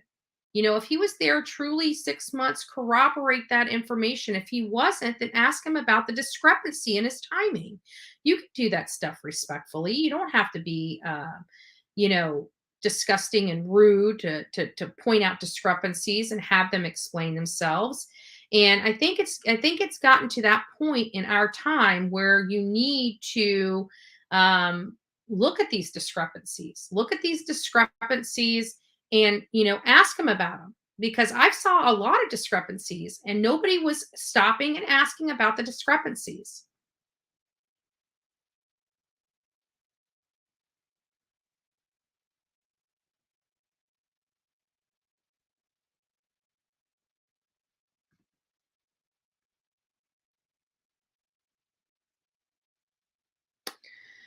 Okay, I don't even care to put it out, honestly. I'm so mad if everyone taking up for that bunch here and not about Summer and the other kids.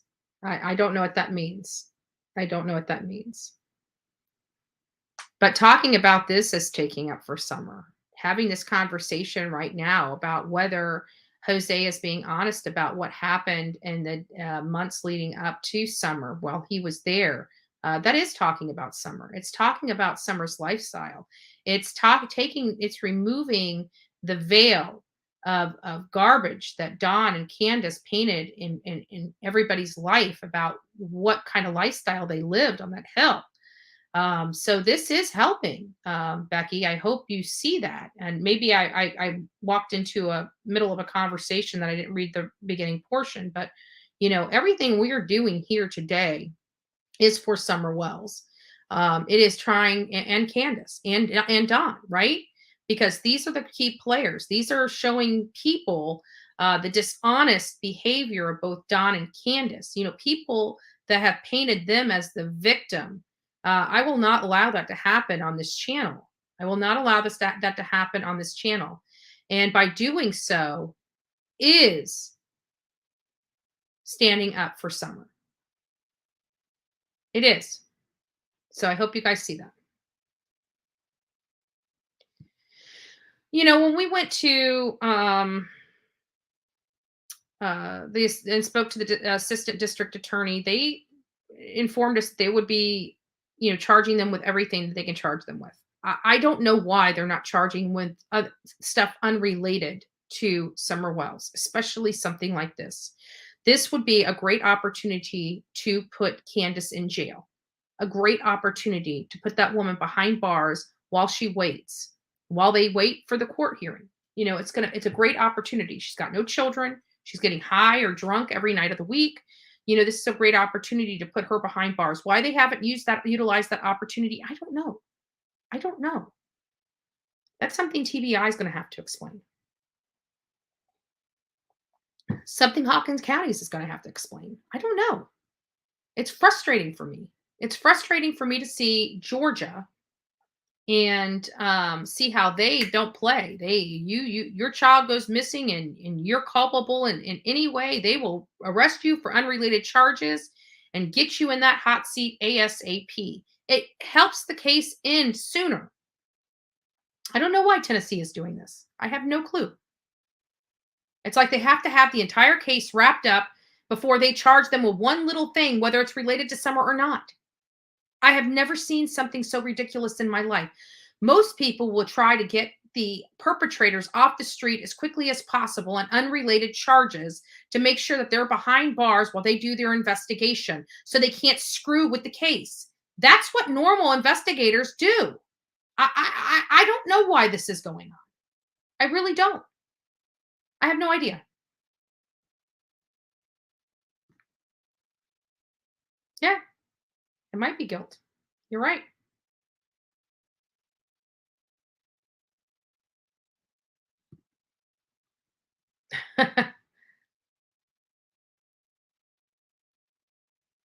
Right.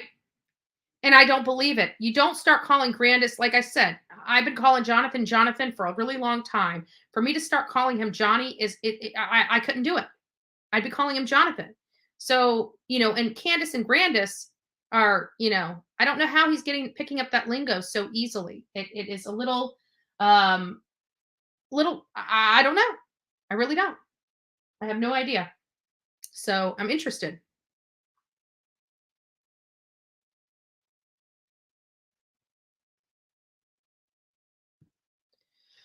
Um, I don't believe it. I don't believe he is. I really don't. I don't believe he's an informant. I think he's just a criminal. A lot of criminals, a lot of you know, lifelong criminals have that this ability about them, and people take that criminal element in their bloodline and think that they're an informant. And I don't believe it. I really don't. I don't believe Don is an informant at all. Okay, we've got somebody else up on the panel. Ronnie, can you show me your face, and then I'll let you take your camera off. Perfect, thank you. All right, so I'm going to bring somebody else up just to have a conversation, see what their thoughts are. Hi, Ronnie. I think you're muted. Let me see if I can unmute you. Yeah, you got to unmute yourself. There you go. I think you're unmuted now. Sorry Are you there? about that. There you go. There you go. So what do you think about this whole Jose interview? What are your thoughts? Well, I kind of believe him, I'm kind of with you. I believe him, but it's a little bit shady. There's just he's just a little over the top. And there was, for some reason, I just don't think that he found out about all this stuff 24 hours prior to this interview. I agree. I couldn't agree with you more. And not only that, and then Angie, she came on the panel, her and I, we have differing opinions about the whole Hunter and Candace thing. And but she did bring a valid point. Why is he coming out now? When he found out, I believe it was a week or two after she went missing. What has he done in the last 9 months? Well, supposedly he's been working on his mental health, which I can understand that, but like if he was working on his mental health after he left that house, what in the world went on in that house to cause him to be having such mental health issues? That's a valid point. This is not the first, obviously something happened where it changed the direction of Hunter's behavior for a really long time. Like he's just now, from what his dad is saying, is just now starting to kind of get out of the fog and start to be his normal self again. So eh, that's a great question. That's a I great mean, question. if it affected Jose, think about what it did to those children. Amen. Amen. So, I mean, I don't know, but there's a couple other things that I wanted to bring up. Sure. Um, um, let me look here. What was that recording that Justin had to mute? That's just bugging me. From the information that I had people listening in, from the information, it sounded like he had to mute some things because Jose was accidentally telling his either location or where he may have been at the time. And I'm pretty sure he's trying to keep his source under wraps, as far as location and things like that, so other people won't get a hold of him. That's potentially what could be going on. But that's what I'm assuming. Because there was part of it, the recording said federal law. Mhm. It was similar to a jail recording. Hmm. I know because my son was in jail and prison for a long time, so I Mhm. heard those calls many times a day. I Right. know he's not in jail Mhm. because that recording would have come up again. He was on there too long without it being interrupted again. Gotcha. So, Yeah, I don't. That's interesting. An interesting respect. People were saying they thought it was at an airport, but and I don't know if he could spend the several hours that he was on the phone. If he was, because they only give you, at least my understanding, they only give you an allotted amount of time to have a telephone call. If you were in like a prison or a jail. right. And he was able to call, like, Justin was able to call him. We watched Justin try to call him several times, and he called Justin several times. So I don't think that he was in jail or prison, because I don't think that this conversation would have been able to happen if he were. No, it wouldn't have. Um, I mean, there's definitely ways to go around it. He could obtain a phone illegally, Mhm. but I just don't think so. I mean, he Yeah. was traveling the day before, and it just doesn't. I mean, his calls were dropping and stuff like that. So I just don't think so. But I'm just really curious it's just bugging me. Yeah, yeah. Oh, I agree. I agree. There are some things there, people, and it was funny because when Andrew had BK on his live, I could hear, it was funny because I heard BK basically interviewing Andrew, and he was trying to fish for Jose's location, which to me is, you don't want Benny on your butt, man. He No. doesn't play, you know. I mean, he'll go after the, go on the defensive very quickly, and he'll do anything to diminish you. And it was like, I hope Andrew was catching on to that, because I didn't want him accidentally slipping and giving BK. I just know how he is, Right. So it's like, I was sitting there biting my nails while I'm listening to this, and it's crazy. And so hopefully, Jose's protected. And I know maybe that might be a lot of why they're doing that, because, just like when Allie came out and talked, she was attacked quite a bit on social media. It was pretty fierce. And I got to tell you, it's rough when you start getting attacked on social media. They don't care. They could care less whether what they're doing is criminal. They could care less whether, if somebody were to off themselves, what kind of penalties that would bring to them. Like, they have no regard, none, about people's health and well-being. None. When they're going on to attack you, they don't care. They don't care. Their only motivation is to take you down at all costs. Yeah, and that's really sad. I mean, because they say one thing about that subject, how they care about people and their well-being, and Yeah. then do another. I agree. It's sad. It's sad. But it's the world. It's the social media world that we're all accustomed to. This is all too familiar day in and day out. But now let me ask you this: what was your major takeaway from the interviews with Jose? Oh, yesterday I really was struggling to hear, even with my AirPods, because my mom has got the TV up so dang loud. So I didn't get a lot out of yesterday. Mm-hmm.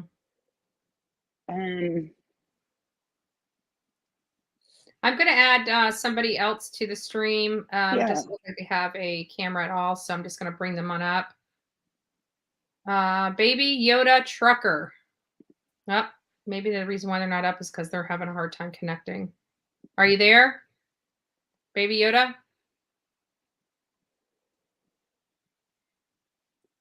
Hello, hello, hello. Okay, so we'll remove Baby Yoda. If they come back on, I'll bring them on up. Sounds like they are having some technical issues right at the moment, so we'll give them the opportunity to get that resolved and come back up.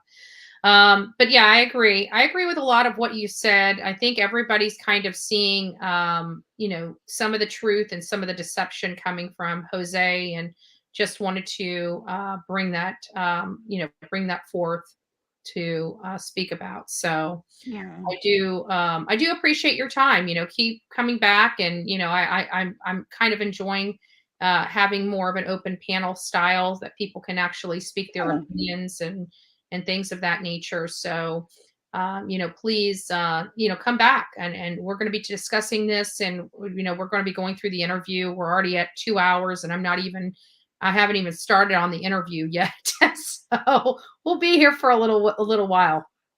Well, I encourage anybody to come up on the panel. It's not as hard as you think it is. And I'm telling you, I am a chicken shit. I am a very shy person. I'm very happy you came out here and got to, voice your opinion and be live. Yeah, and when do you want to talk about Graciela? Okay, so Graciela, I'm thinking maybe tomorrow. Tomorrow would be good. All right. Yeah. We can do that. Yeah, let's talk about Graciela tomorrow. I'll put together, actually, I think I still have the thumbnail from her for the last time. So we'll just bring her up, or bring you up tomorrow, and go over some new information if you want. If you need some additional time, let me know. We can schedule it. What's today? Wednesday. We can schedule it for Friday if you'd like. We can do it tomorrow. Okay. I've got another one too that we can throw in the mix. Okay, perfect. Jesse Grace Moore. That's a really interesting one. Yeah, I need to look at my emails because I had some other cases coming through as well. Let me go back here and see who. Okay, so yes, I'm posting the link. All right, Ronnie. Well, I appreciate your time. Thanks so much. Love you, girl. All right, love you too. So I'm going to post the link, Anissa. Here it is. For those that would like to come up, can. Here's the link. I still haven't gotten through your guys's comments yet. I'm still at 9:19 on comments, so I'm like over an hour behind comments. So I do apologize for that, folks. I do apologize. I haven't gotten down to the when he spoke about being off the grid. Let's see what C12 says. But anybody that wants to come up and speak about this interview, I'd like you guys to do. I'm going to start playing a portion of it here in the near future. Just have not been able to do it yet. We're already past our 2 hours, but today's Wednesday. You know, it's hump day, and I really don't have a lot going on here. So if you guys want to stay here and still chit chat about this, I'm game. I'm game. So, C12 says at Bullhorn Betty, when he spoke about being off the grid and when asked how he found out about Summer, he said his son told him via email. He said he came back on social media. That made me go, yeah, I know. There are some questionable statements that contradicted some other statements he said, and I started picking up on those, and like I said, I do believe some of the stuff he said. I do. I believe that there are horrific things that went on in that home. I do believe that. But the problem I have is when you start embellishing or not being totally truthful about other aspects, it just ruins your credibility. And I don't want his credibility ruined because I believe he has a lot of great information that could be useful in this case. And I don't want that being diminished. I really don't. So that's where my let's do okay. That's where my contention is. That's where my contention is.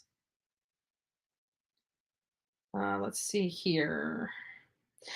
I'm still waiting for somebody to. Oh, I gotta look at the Explorer thing. There was something else that came in from a person about a missing child, and I'm looking for more information on this. And maybe my team in YouTube land can help. So there is a missing child. It came from a person here. She said she found over YouTube. She heard that I helped find missing children. This is a missing child by the name of Macy. She was last seen January 21st of this year. She was last seen playing outside in her front yard. She was last seen wearing a blue shirt and overalls. This is the best photo that she has of her. Please put the photo on your live stream. I would like to confirm, one, who she is, and two, if we have any information related to her to go on, and for those folks that, that have these missing children that would like us to look into or at least promote on this channel, I'm happy to do so, but provide me some links so I can, do some due diligence of my own. Like this just said Macy. It didn't have a last name for her. It didn't have any links to any kind of posts related to her missing, like a missing child post or anything like that. So it would really be beneficial if you guys do bring up other missing people, that you provide just a little bit of information that I can look into and make sure that I can be knowledgeable when speaking about them, and to confirm that they're still missing. Some of these children that go missing get found. So we want to make sure that, we bring up relevant missing people on this channel. I don't know if Macy has been found. I don't know any information about her. So for the person that sent me that email, I would really like additional information, if you don't mind, maybe some links, her last name, so I can do just some due diligence. That would be great. That would be great.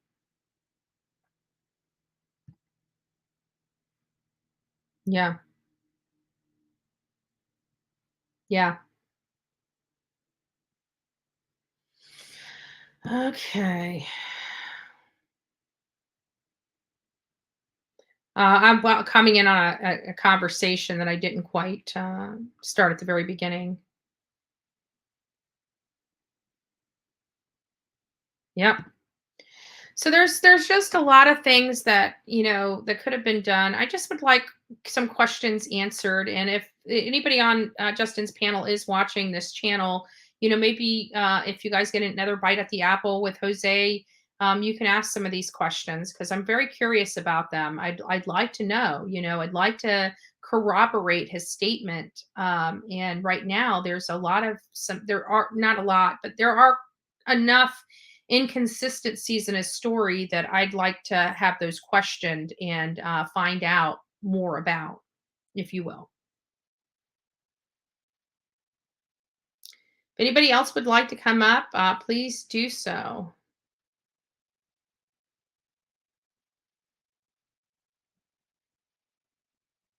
Yeah, exactly. It's not about that. It's the fact that the house was filthy, which probably contributed to the insects in the home. It wasn't just about the roaches, it was about the mites, it was about the vermin, it was about, these things inside the home where these children were living. And these children were living on mattresses on floors. These things are crawling all over them. I mean, people don't want to take that into consideration, but that was the environment that they made these children live in. It was horrific. It was horrific. That home was a house of horrors, folks. A complete house of horrors. Dad getting mad and throwing her baby kitten out to be mauled by dogs. And that wasn't the first time we heard that story. So it was corroborated. That was a truthful statement. Sad. Yeah. Yeah, I'm pretty sure they went through that house with a fine tooth comb. But again, law enforcement has made mistakes in the past. It's not, how much of the house were they able to search? Did they get warrants? These are all questions that we need to know. It makes a difference. These details makes difference into how thorough the investigation truly was on that property. Was it just outside or did they look inside? I mean, that house was, think about how disgusting that house was and how much crap was all over that house. Were they able to go through all that? Were they?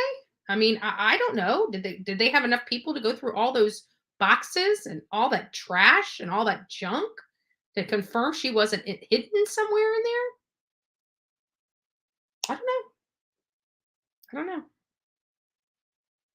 I don't know.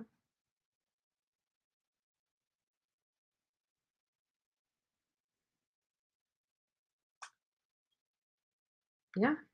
Yeah. We're still going through these things. Like I said, guys, I am way behind on your comments. I'm trying to get these. Yeah, Candace lied last night on Benny's live stream and said Jose was only there for 1 month and 3 days. She also drank when Benny walked off screen.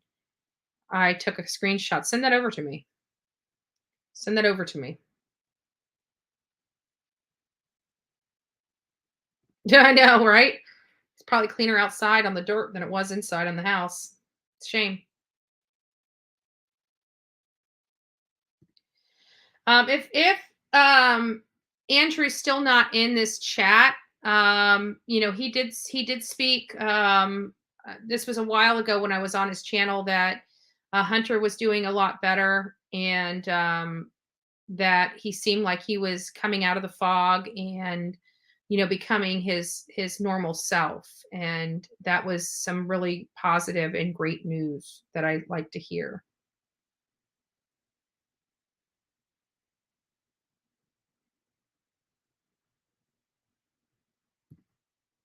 Yeah, and it's funny because you hear Don on telephone calls with me. Hold on one second. Yes, ma'am.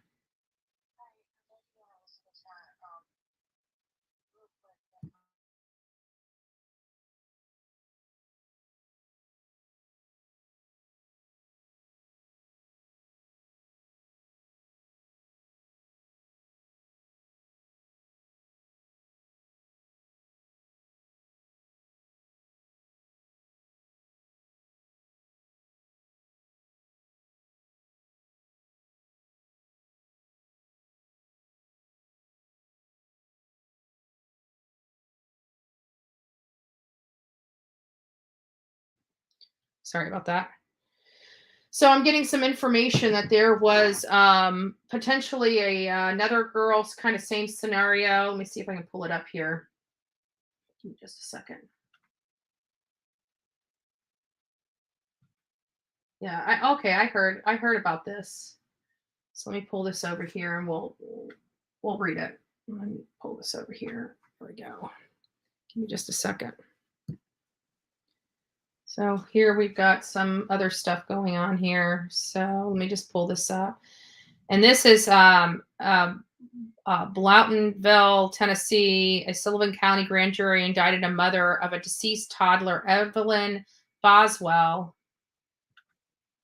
on multiple charges, including felony murder. Look at that beautiful baby. Look at that beautiful baby. And Sullivan County. So this is not uncommon for that area. This is just not uncommon for that area. So let's just talk about what, and I did see this come through Twitter, as well as somebody sent this to me via email. Megan Boswell was charged with 19 counts by a grand jury in the death investigation of Evelyn Boswell. It's sad that we didn't hear about this or bring this to light. Maybe somebody did, but it wasn't here. I didn't know about this. And let's just see if we can play this. Felony murder.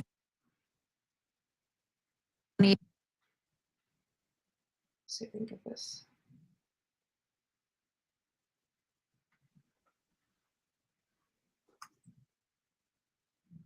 For an arraignment hearing. And at that point, the Evelyn Boswell case will transition after all these months from an investigation into a formal criminal prosecution.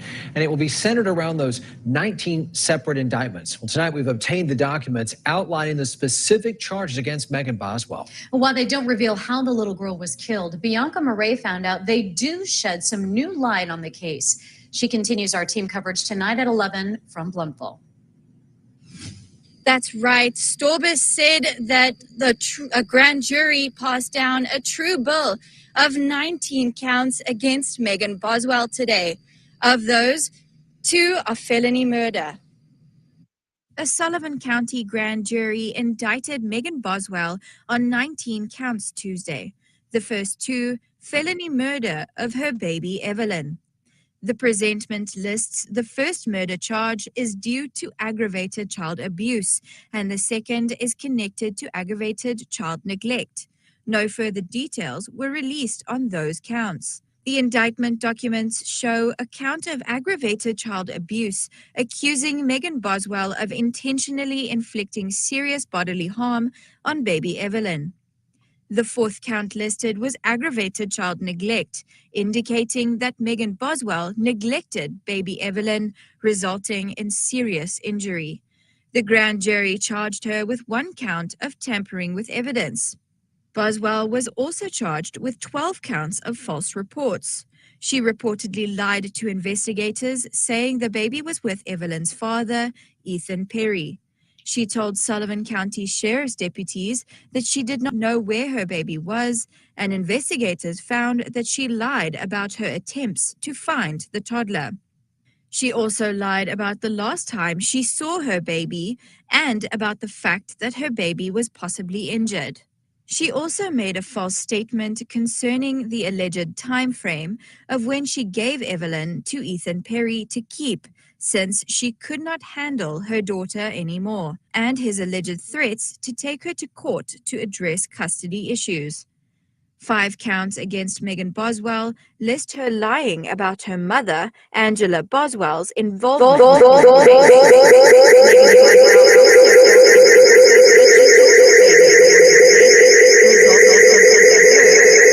Sorry, guys. The wood unless she did not know the location of the child's body. Boswell was using the corpse of her toddler, and finally, count 19 charges Boswell with not reporting the death of baby Evelyn.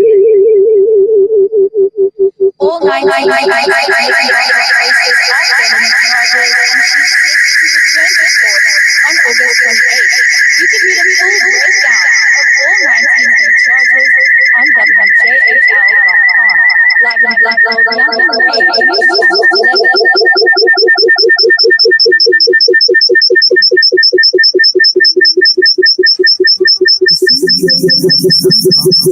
The sooner you can make a lifetime of difference for your child. Start by answering a few simple questions at screenforautism.org.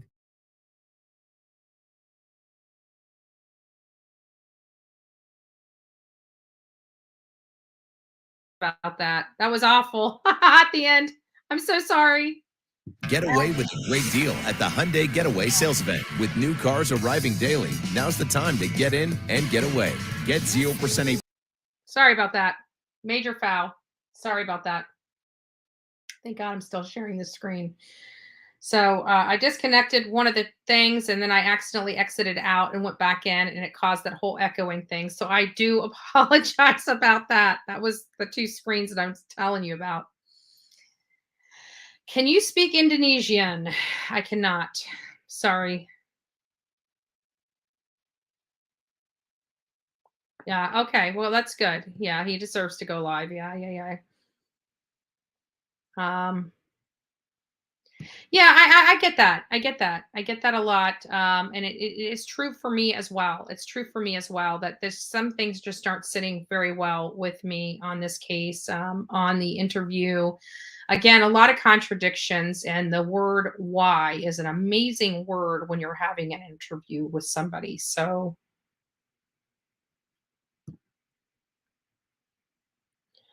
and I'm not sure who you're referring to with has she spoken out. I'm not sure who you're referring to. That's okay because I am at comment that you made at 9:30 and it is almost 11. So if that doesn't indicate how far behind I am in these questions, I don't know what does. So I really am. If I miss some of you guys, I do apologize. I do want to invite anybody that's had an opportunity to listen to Jose Ramon's interview. If you want to come up on panel and just give your thoughts about how you feel about the interview, please do so. I'm posting the link for you guys to come up here. If you don't want to show your face, that's perfectly fine. I just need you to show your face behind in the back studio before I bring you live, just to let me know that you're a real person.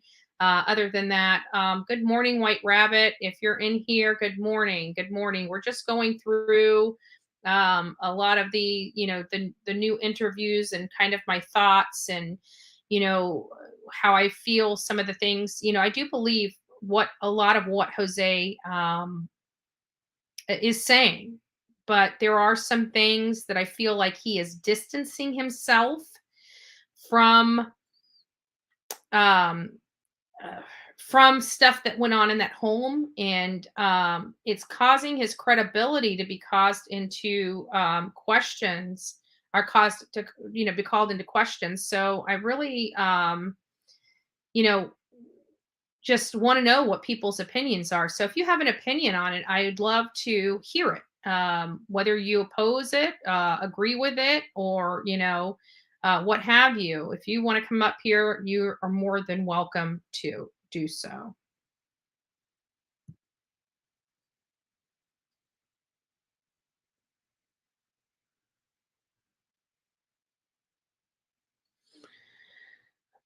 Well, I don't know if that's true. Don was actually living in the home at the time uh,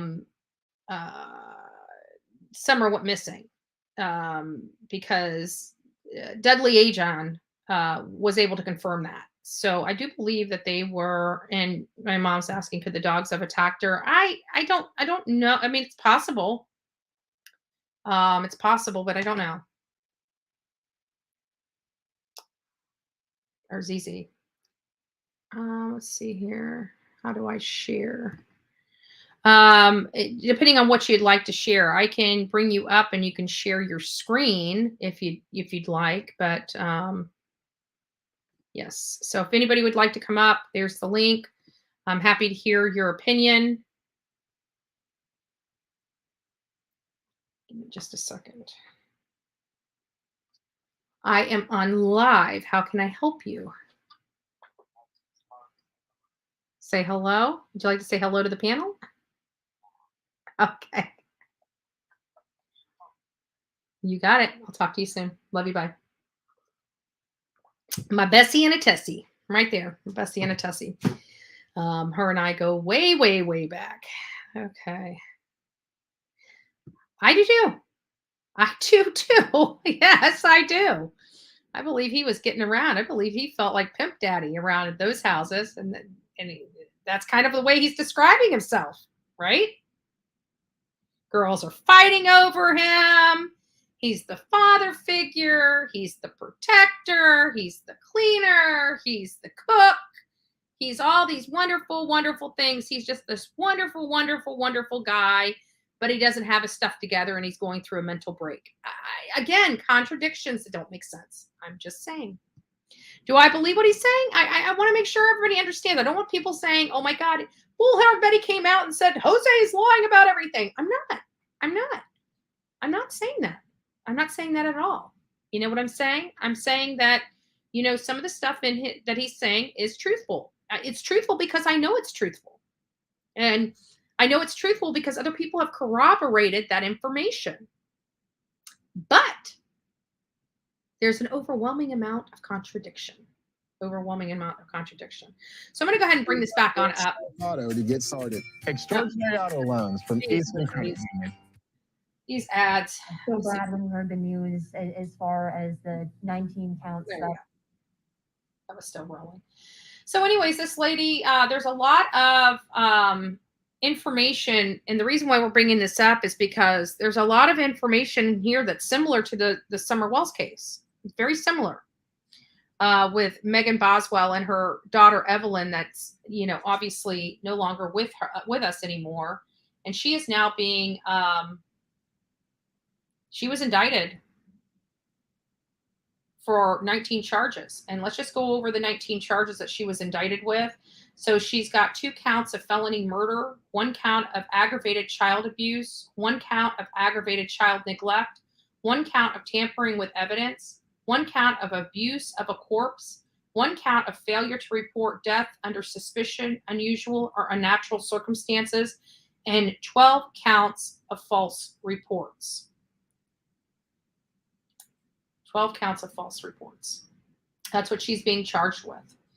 The presentment from the grand jury lists the first murder charge due to aggravated child abuse, with the second one being aggravated child neglect. So let's just read the presentment for the count of murder. The grand jury of Sullivan County, Tennessee, being duly impaneled and sworn upon their oath, presents and says that Megan Boswell, on or about December 2019, in the state and county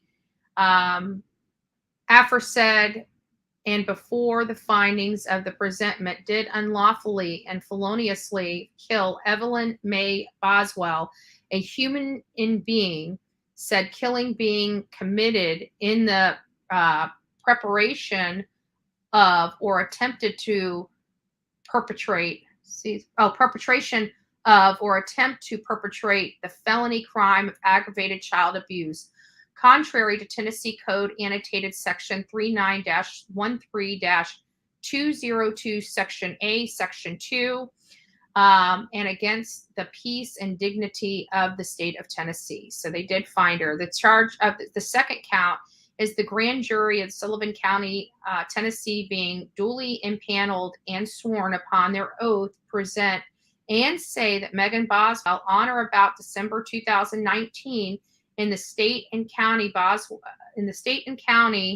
aforesaid and being, and before the finding of the presentment, did unlawfully and feloniously kill Evelyn May Boswell, a human being, said killing being committed in the perpetration of or attempted to perpetrate the felony crime of aggravated child neglect, contrary to Tennessee Code annotated 39-13-202, section A, section 2, and against the peace and dignity of the state of Tennessee. 2 murder charges, 1 in connection with felony child abuse, and 1 for felony child neglect. No further details were related to those murder counts. Indictment documents show the count of aggravated child abuse accusing Megan Boswell of intentionally inflicting seriously bodily harm on baby Evelyn. The fourth count listed that Boswell's indictment was aggravated child neglect, indicating that she neglected baby Evelyn, resulting in serious injury. Count 3 is aggravated child abuse. Apparently, this proceeds. So November 2021, 2018, they were able to get her on aggravated child abuse. Count 4 is another aggravated child abuse from around that same date. So this woman is definitely facing a litany of charges today in the disappearance and obviously the death of her own daughter. She told Sullivan County Sheriff deputies that she did not know where the baby was, and investigators found out that she lied about her attempts to find the toddler. So another bad parent in custody of TBI. Okay, Vivi, thank you. If you would like to come up here, if you'd like to stay on, okay, perfect. Thank you. Hi, Vivi. Am I saying your name right, Vivi or Vivi? Vivian is fine. Hi, Betty. Okay. How are you? Oh, I'm doing well. Thanks for coming up. How are you doing today? You doing okay? Well, it's 1:30 in the morning down under. Oh, wow. You're from Australia. Thank you Yes. for joining the panel. Thank you. What do you think Yeah. about the Jose interview? Well, I must say, Justin done a wonderful job. Yes. I listened to the whole 5 hours. It brought me to tears in a few places, absolutely. And I just wanted to hear what your views of it was. Like, I get the feeling you don't, what's the word? You disagree, or you... Well, my feelings on it are very simple. I believe, because I've been able to previously corroborate, I went down to Tennessee twice, once in December and once in January, to the Rogersville area. And so I do believe a lot of what he's saying. However, there are a lot of contradictions in his story, primarily about his involvement in that house, what he did, why he was there, why he left. There's a lot of things that just aren't adding up. And the problem I have with that is that when you're telling the truth and then you're misrepresenting other facts of the information, it ruins your credibility. And so the people, like, I know a few things that are accurate with his statement because I saw him with my own eyes, or I found out from other people, more than one person corroborating the information that he's saying. But for the normal person that's listening to him, if they hear him talking all this and then they start hearing these things and these contradictions, in my opinion, devalue the truth that he's telling, and it makes them question everything he's saying. Yeah, well, sometimes as a statement, people have contradictions, surely, as they're telling their story. But what I heard from him, he was upfront. He's telling his story. He's telling his interaction with the family and the children. And I don't understand what he's saying and what Candace is saying is two different stories. That's what I don't understand. He was actually standing up for Candace and supporting her, and they had these one-on-one conversations of her history and crying and all of that. And then Candace is all saying, no, he's this and that. Do you get what I'm saying? Yeah. And unfortunately, I don't believe anything because Candace has lied so many times and has been caught lying so many times. I don't believe anything Candace says. And with Jose, like I said, I do believe. What I don't like is him acting like the savior of that household when he was complicit in that household. Yeah, I get that. I get that. So he was going from a divorce Mhm. and go with the guys to where they were going, and he was going through that, and he had nowhere to stay, and he ended up there. I don't know Well, how. that's a contradiction too, because he was actually staying with Allie. He was staying with Allie in her home. And Before? yes. And he Really? left Allie's home and moved in with Candace, and it caused the two best friends to split up because even though he says he's only slept with Allie one time, I'm of the belief it was they had a relationship while he was living with her, and then he decides to jump ship with her and go to Candace. And if you recall in his statement, he jumped ship with Candace to go with another woman out of state. Well, he's stating he did not have a relationship with Candace at That's all. what he's stating. But I don't Yes. know two best friends that are going to go at it like Allie and Candace did if there was really truly nothing going on between. And when you hear him talk, you almost feel that he's still in love with Candace. Well, I wouldn't say in love. To me, it wasn't in love. I felt that he respected Candace. That's what it sounded like to me. He respected Candace, but he had that relationship with Ellie.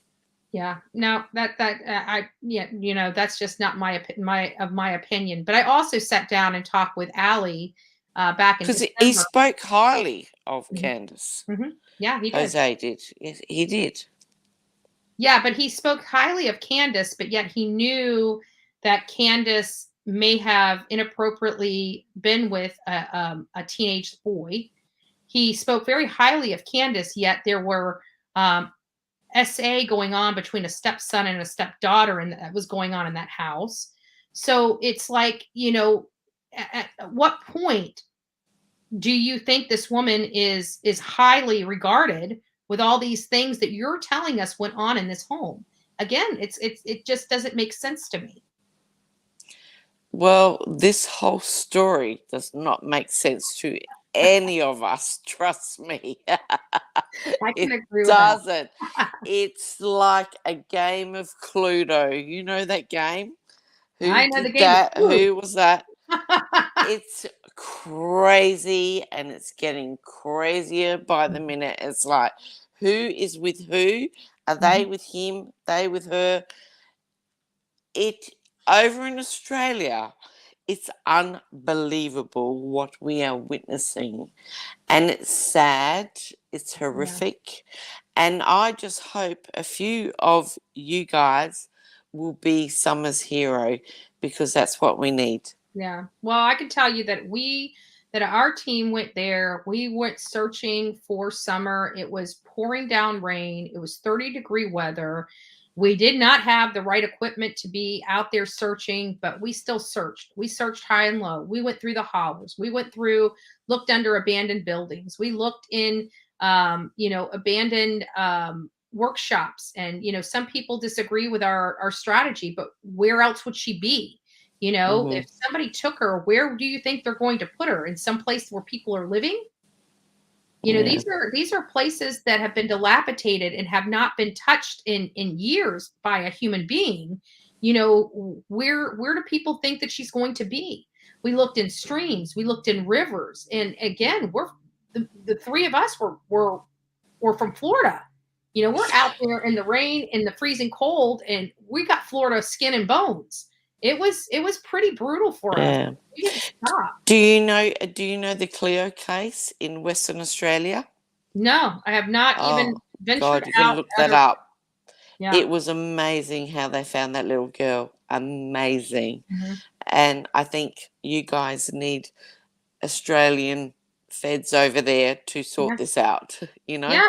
I think the law enforcement has a little bit lapsed in that, because as a crime scene over here, you got to leave that house. They send you somewhere else. They will investigate that house top to bottom, inside out. Yeah. You know, and they were allowed to stay in that house. I always question that. That Yeah. was a Stay in the crime house. scene. Yep. that was the crime scene, and they were still all allowed to be in that house that night. Now, in Australia, that wouldn't happen. Yeah. Absolutely not. And what concerns me a lot is, you know, we've corroborated this with several people that he's worked with, that he was known to get up in the middle of the night and go out and work on homes. And if he truly was responsible, especially for moving or disposing or you know, something of that nature, he was known to move around in the middle of the night when people are sleeping. And so that was always of high concern for me. Well, being in the building industry myself, yes, as many people say that no, you can't put something underneath a slab or a hole. I know that for a fact. You got to dig down deep to dig. And I always wondered about the homes as well myself. Yeah, and Dudley had brought to our attention that one of the homes that they were going to be working on didn't even have the footers poured yet. And that was in and around the time that Summer went missing. So those were filled in after she went missing. I know. It's a tangled web, isn't it? It is. There's so many scenarios. It's the most amazing case I've ever seen in my life. And you're right. Every time you get one way, it starts turning another way. But at the end of the day, it just keeps coming back to that house and coming back to that mountain and coming back to those parents. No matter how you flip it, it just keeps winding its way right back there, right back where it began. And so much things are against them and nothing's been done. That's what I don't understand. We've had the abuse of the children. Yep. We've had the essay of the stepsister, whatever. We've had all that and nothing has been done. I don't understand that. And I know I'm going to be in big trouble speaking to you, but I don't care. I'm like, yeah, I need to have that chat, and that's okay. Yeah. But I agree with a lot of what you're saying right now. You know, there is so many things going on and so many things against both Candace and Don. And for Don to be sitting in jail on a stupid DUI charge and not, you know, and actually he's not there for the DUI charge. He only got 24 hours for that. He's there for the violation of probation. And that's what gave him the 1129.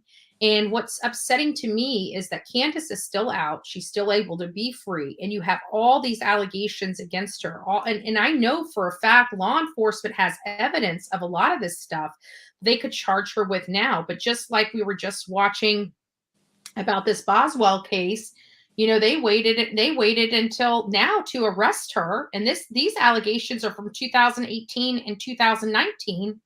I don't know the Boswell case over here. In 2022. Yeah, but with I can understand that toxic relationship with Candace and the Don.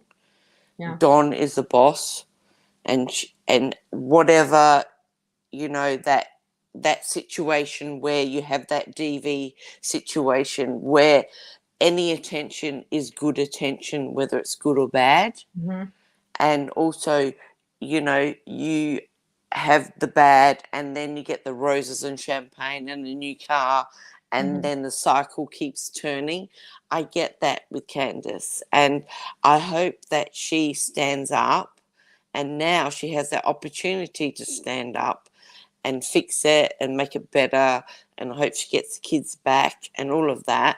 And yeah, that's the hard part. That's keeping Candace in that place. Yeah. And what do you think about her you don't leave videos? you don't leave that situation, do you? You won't leave, and it's hard to leave. I get that. And she's in that spot now where she's feeling a little bit braver, a little bit better. She's trying to fix it up herself. She's feeling stronger, and I hope that she gets that strength to move forward from that, and hopefully. But do you think she really is trying to move forward? Because, you know, when we watch the YouTube videos, she seems very intoxicated all the time. She doesn't seem she doesn't seem like she's really pulling herself out of the rut. Well, you see, some days she does, some days she doesn't. But tonight I noticed on the Benny, Benny said, "I'll be back in a minute." So I think she thought the camera might be off. She grabbed that bottle, swigged it, put it down, and then clicked back on. And she said, "I'm drinking Mountain Dew." That to me was a big sign that, darling, you haven't stopped drinking. Mm-hmm. That was a sure sign. You can go back and watch it. That was the moment I went, nah. Yeah. She's lying. She's actually lying. She's Yeah. hiding and lying. That's not good. Mm-mm. And she's That's been not a doing good that sign. quite a bit. And I can tell you, whenever I was out in front of their job, speaking to them and asking them where their daughter was, she was not shaking when we first got there. But by the time I got done talking to her and telling her what my truth, what I felt happened, she was in almost trembling. Her arms were trembling, her hands were trembling. And that was me looking her dead in her eyes, face to face. And she knew that I knew something happened, and she went to trembling. And we're screaming this all in front of law enforcement. Mm-hmm. You know, so there's definitely something there. There's definitely something there. Yeah. And, I wish she would come clean. If it wasn't her and it was Don, why is she wrapping herself up into it? And if it was her and Don helped, that could explain a lot. That's the thing. No one knows. We don't know. Yep. We don't know. And But I I do hope know that law enforcement has emphatically stated that the idea, and we have had multiple people corroborate the information, that there is no possibility of her being abducted. So they're looking at her wandering off, which, Jose has kind of alluded that she has been known to walk off, but she's always come back. And, they are looking at the yes, he did. possibility of foul play. And I'm kind of, with them doing all those searches around their property and law enforcement coming out and saying that they are no longer cooperating and have lawyered up, that's signaling to us that they think it's more in line with foul play than it is with her wandering off. How do you feel about that? Well, if she would have wandered off, they had the drones out, they've had the dogs out. In Australia, we have drones that penetrate the ground. Mm-hmm. I don't know whether you have that over there. I'm sure we do have some kind of. Yeah. So something. the drones come over and they actually penetrate the ground. Mm-hmm. So they can see whether something's under the ground. So I don't know whether you have that technology over there, but here we do have that. Mm-hmm. It's amazing. And yeah, I don't know. If she would have wandered off, they would have found her remains. Bless her heart. They would have found that by now. So I think that is out of the question now. There's no remains around. At least on top of the ground. At least on top of the ground, because this is a very heavily wooded and brushed area. So I've always heard from professionals that when you have such dense foliage, it makes it very difficult for the drone type of stuff to work too well through all that dense brush and trees. And that's what they've had. That's why they waited until later to do some additional searches once the cold came through that killed some of all that foliage and dense brush down for them to be able to search. Yeah, that's on top. Yeah. Mm-hmm.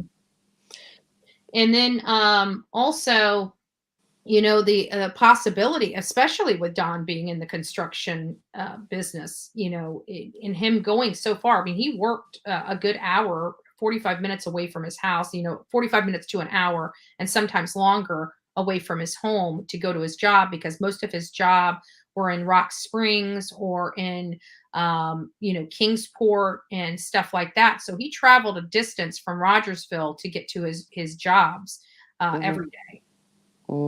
And what do you think about this red truck, apparently? The red truck, I'm not too concerned with. There were multiple red trucks around that were in the area. One being, we drove by I want to say a trailer, and we come to find out it was Andy. Law enforcement said they never actually found the work truck described by Jody Sue. So it could have been a multitude of things. What I can tell you is there is literally no place to park out there unless you're parking in somebody's driveway. There is no place to park. There's no side of the road you can pull up on. There's no place that you can, sneak your car back. I mean, you've got driveways and that's it. And the way Grandis's camper sits up on that hill, she really does have a view. That's why I knew when Jose was talking about Grandis's view. There is no way you can get on that mountain without somebody knowing about it. Even when but Jose said he had the boss's truck, which is a red truck. Did you hear that? Yeah, no, the boss's truck was red, but his truck is if I'm not mistaken, is a newer vehicle. The vehicle that was described was a much later model vehicle than what the boss actually had. Okay. Because we were out there on his job site, and most of the higher ups had newer vehicles. And what's with the bus? That bus? Oh, that bus is something Grandis drove there. I don't know how in the heck she even got that bus up that mountain, but she did. Apparently, I think she was living in it at one point in time. And that's what she was living in Wisconsin, because who the heck drives a full-size bus from Wisconsin to Tennessee? I mean, think about the gas. The gas alone just to get I can't there. imagine that. So that road, when you're on that having road, a bus like that, it makes you wonder, why do they have a bus? So Grandis must have been living in that bus. well, maybe she wanted to renovate it, into camper van, Yeah. what we call in Australia camper van. Yeah. When you're saying about the road, when you're on the road, how much traffic? When we were there was not just traffic, but this traffic driving at high rates of speed. We were trying to cross the road, and there's like a bend there, and this truck almost we startled him, and he slammed on his brakes a little bit, and they drive pretty fast on Beach Creek Road. A lot of the locals know that that's an area that has no traffic lights. There's limited people that live out there. And if I would say 65 miles an hour, I would not be lying. They drive at a high rate of speed out there. The road is not, just full of traffic, but it has a good steady amount of people that drive it. There's only like maybe a minute or so between different vehicles that drive on that road. I just lost her, folks. Hopefully she comes back. But it sounds like she might have had some technical issues. So hopefully, Vivi, if you want to come back up, and I'm happy to continue to speak. But we just dropped somehow. We just dropped. So, yeah, I think that's what they're hiding too, to be honest with you, Liz. I do. I think they're hiding a lot of stuff. But again, that goes into if you've redeemed yourself and you're going through this process of getting your life back together and turning it over to God, you talk about these things. If you really truly want to help Summer, you talk about all the good, bad, and the ugly, even if you're in complicit in it. When you start distancing yourself and start contradicting some stuff, Vivi is back. It makes it a little difficult. You can turn your camera off, Vivi. There you go. Okay, there you go. So I was just going over some of the questions that were in the chat, and one was said they think what they are all hiding is their drug use. No one wants to admit they were using, but many signs show they probably were. How do you feel about that statement? Sorry, missed that. Oh, let me go back to it. Hold on, I just turned it off. Hold on. So one of the questions here from one of the one of the chat members is, I think what they are all hiding is their drug use. Nobody wants to admit they were using but many signs show that they probably were using. And she met in the house and while Jose was staying there. How do you feel about that statement? Well, absolutely. There was a lot of drug use there. You can't deny that. Mhm. I think we saw that with the lives and, you know, their ability to talk, etc. Mhm. How do I feel about that? That's awful as parents with children. It's not good. Right. Absolutely not good. And there lies a problem. May, A may lot of the I ask you, problems. with you watching all the way from down under, what do you probably watch a lot of channels. I don't watch too many channels. There's, I do have a few favorites that I like to monitor and watch here and there. But with your view of what's going on here in the States and with this case, what do you think happened? Whoa. Well, it's changed through the steps. Obviously, there's drugs. Obviously, there is maybe the essay. Obviously, I can see Candace as she likes men.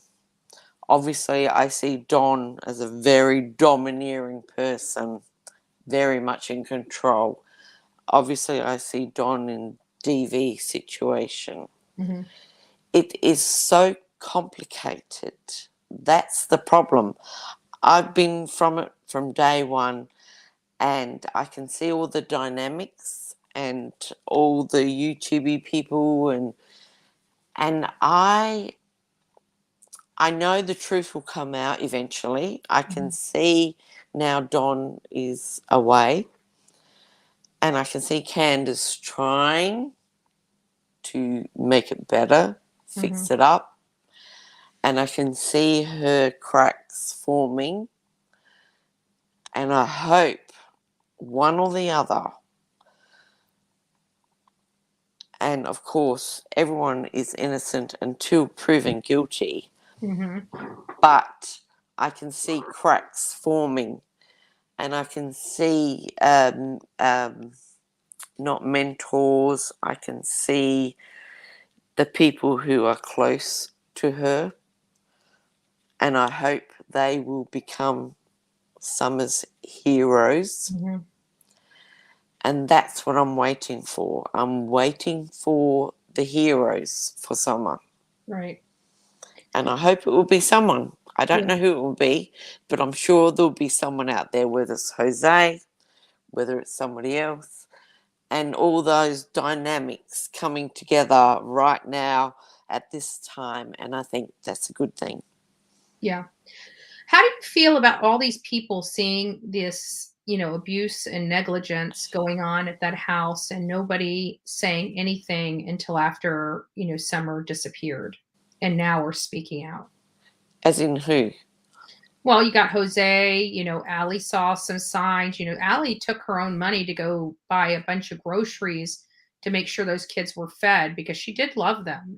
Allie is, she didn't make a lot of money and she went and spent, I want to say 3, maybe even, and that was only on one trip. There's been multiple trips where she went and got groceries and brought back to the house for everybody to eat. But a lot of people saw these signs, like even them not eating. Allie explained to me back in December where the kids were, eating only frozen pizzas and junk food and not really good nutritional food. People were talking about how dirty the kids were always. They weren't getting baths regularly. Candace didn't take a bath regularly. All these negligent type of behaviors and, between all the players, even the church. Well, that's where the CPS should have stood up and done something, but obviously they didn't. Yeah. So that is the American system. I don't know about your system of CPS, but in Australia is 100%. So that is their duty of care. And obviously they failed, and that's very sad. Yeah. And I've talked about that in my opinion. Channel a lot, is the failures of our alphabet soup of child welfare. Yeah, absolutely. So apparently she had numerous calls. She did. We heard that one time, well, according to Jose, this is the first time I had heard that allegation was from Jose, that they actually had CPS there once before, but Candace failed to answer the door. She wouldn't answer the door to them, and they left and never came back. And that was a little concerning for me, and just shows you another depth of, um, you know, them not doing their job. I mean, if somebody doesn't So answer if the you've got door, nothing to hide, you hide nothing. right, right. Mm-hmm.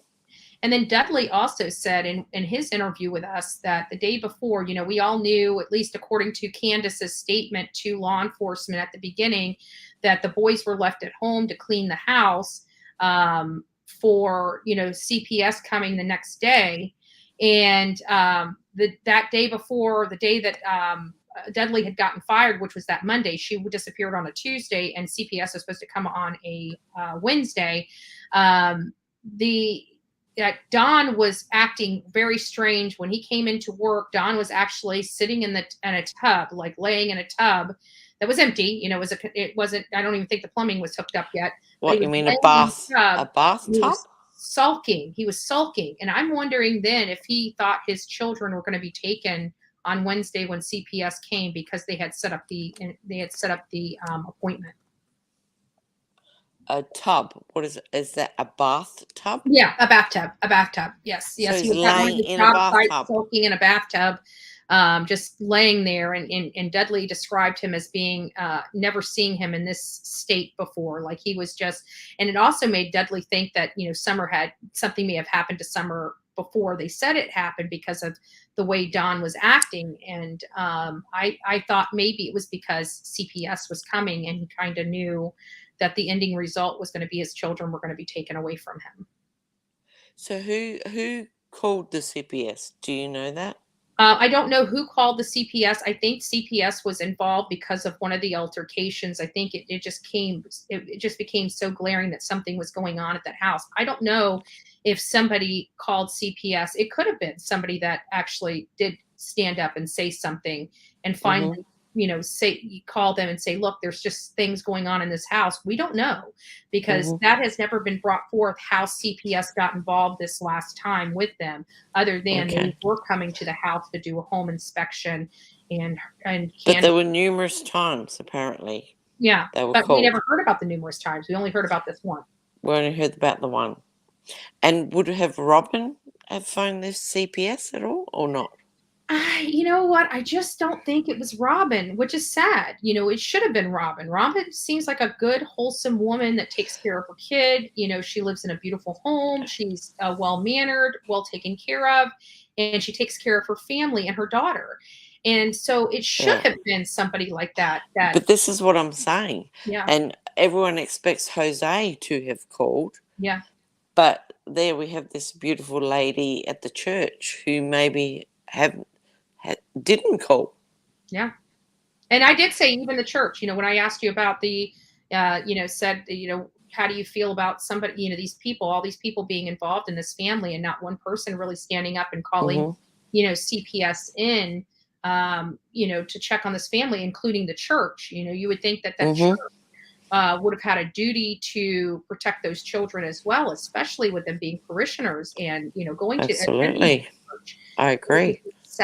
It was sad. It seemed like they felt bad for Don and Candace for their condition, but they really didn't do a whole lot to help fix the condition, or, get a group together to go out there and help them clean up their house. Like I've been a part of church groups that go out and actually help, especially disabled people or elderly people, fix up their homes, paint, scrape the paint off their house and repaint it. I've been involved in things of that nature, but for a church just to kind of not do anything to help, they turn a blind eye. Yeah, it's sad. Yeah, that is sad. If they did that, that's very sad. I think in those situations, a lot of people turn a blind eye, and it's awful. It's just until it's too late, and then they let the floodgates open of what they saw, but it's a day late and a dollar short, as I always like to say. Yeah, absolutely. Oh, well, I hope somebody be's a hero for Summer. Me too. Me too. We need one. We need justice for Summer Wells. We definitely need justice for Summer Wells. And for the folks that are sitting out there watching, she is 40 pounds, soaking wet. She's 4 foot tall. She was 5 years old when she disappeared. She is now 6 years old. There's many photos popping around on the internet, on these channels of what she looks like, what she looked like with a shaved head, what she looked like with her hair grown out.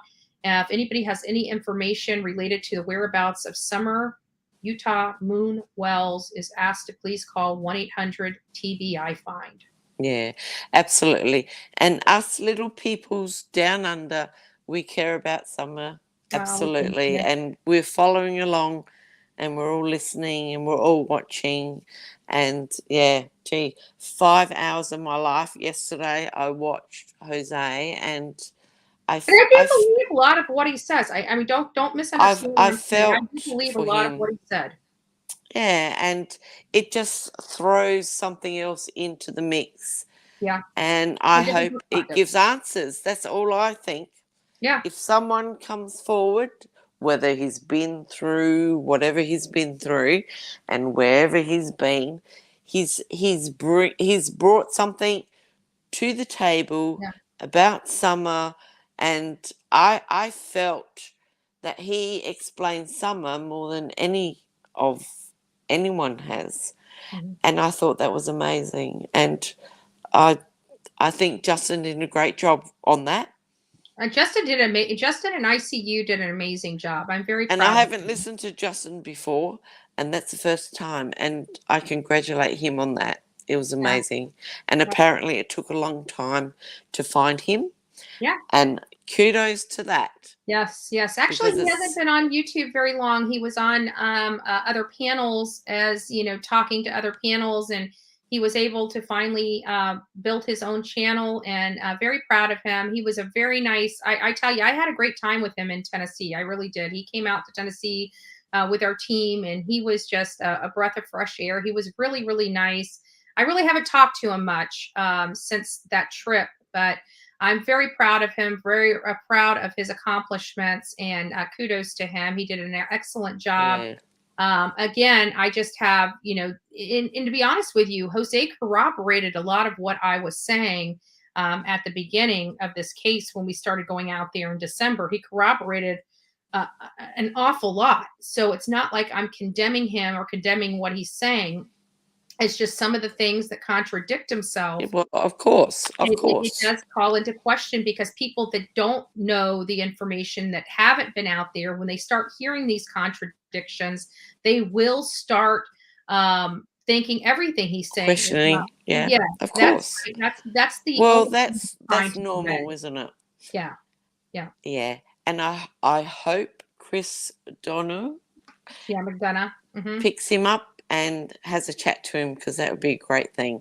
Yeah, and thank you. To hear Chris and Steve break his statements down. I'm very interested. Oh, absolutely, in that. Absolutely.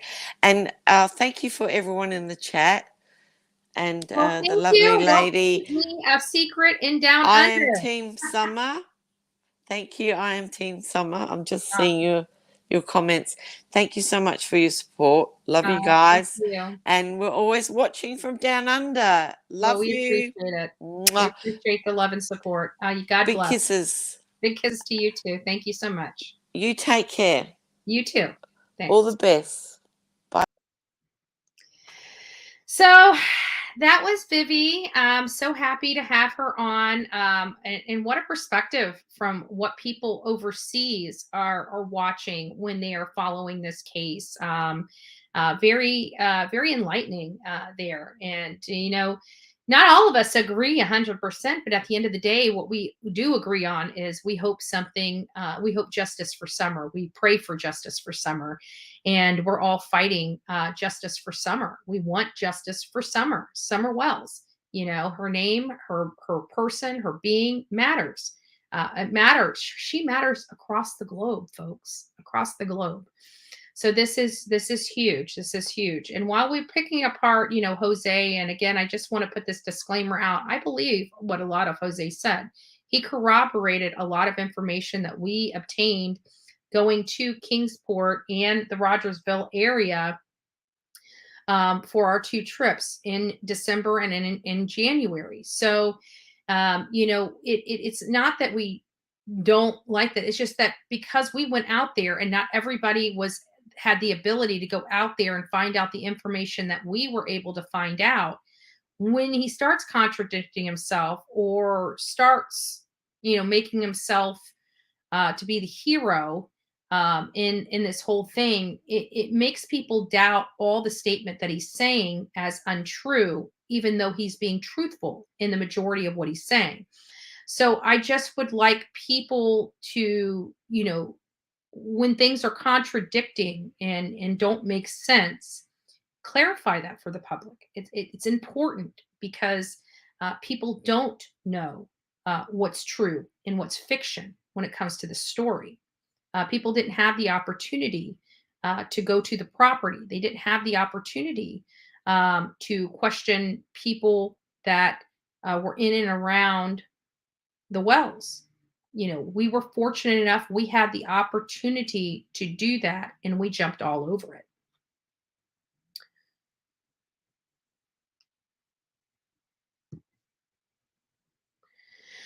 So Ash was saying, at Bullhorn Betty, I think he seems sincere, but what kind of person would go live in a place like that he described and we have all seen? I guess not all people that are down and out scum like D and C, Don and Candace. Somebody of desperation, somebody that is either looking at living, in the woods, or somebody that at least gets a bed and a roof, is my assumption on why he would live there. But again, he was staying with Allie. There is no good reason why he needed to go live in Candace's home. If he didn't want the relationship with Allie, he shouldn't have started the relationship with Allie. But I don't think that was necessarily the truth. I think he was kind of feeling pimp daddy-ish. I don't know how to explain it. He had Allie and Candace fighting over him. Grandis wanted him. It was this whole smorgasbord of women that were just falling all over this man. He probably hasn't had that attention in a really long time. Did he handle himself well with all that attention? I don't know. I have no earthly idea. I really don't.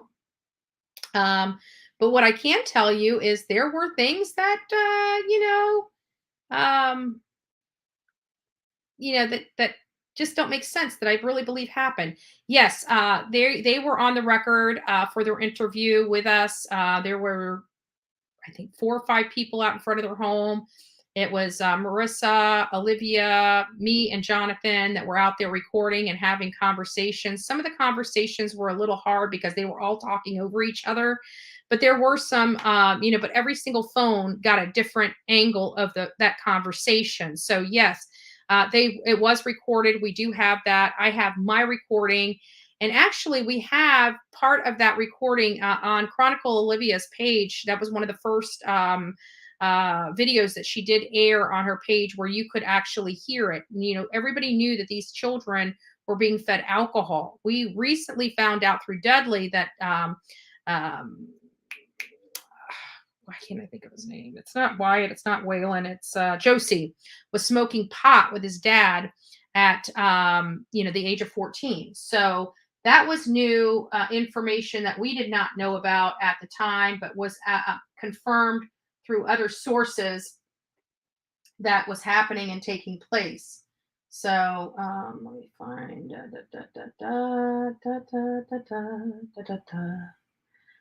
and we want to go over here. Sorry guys, I got to check some things.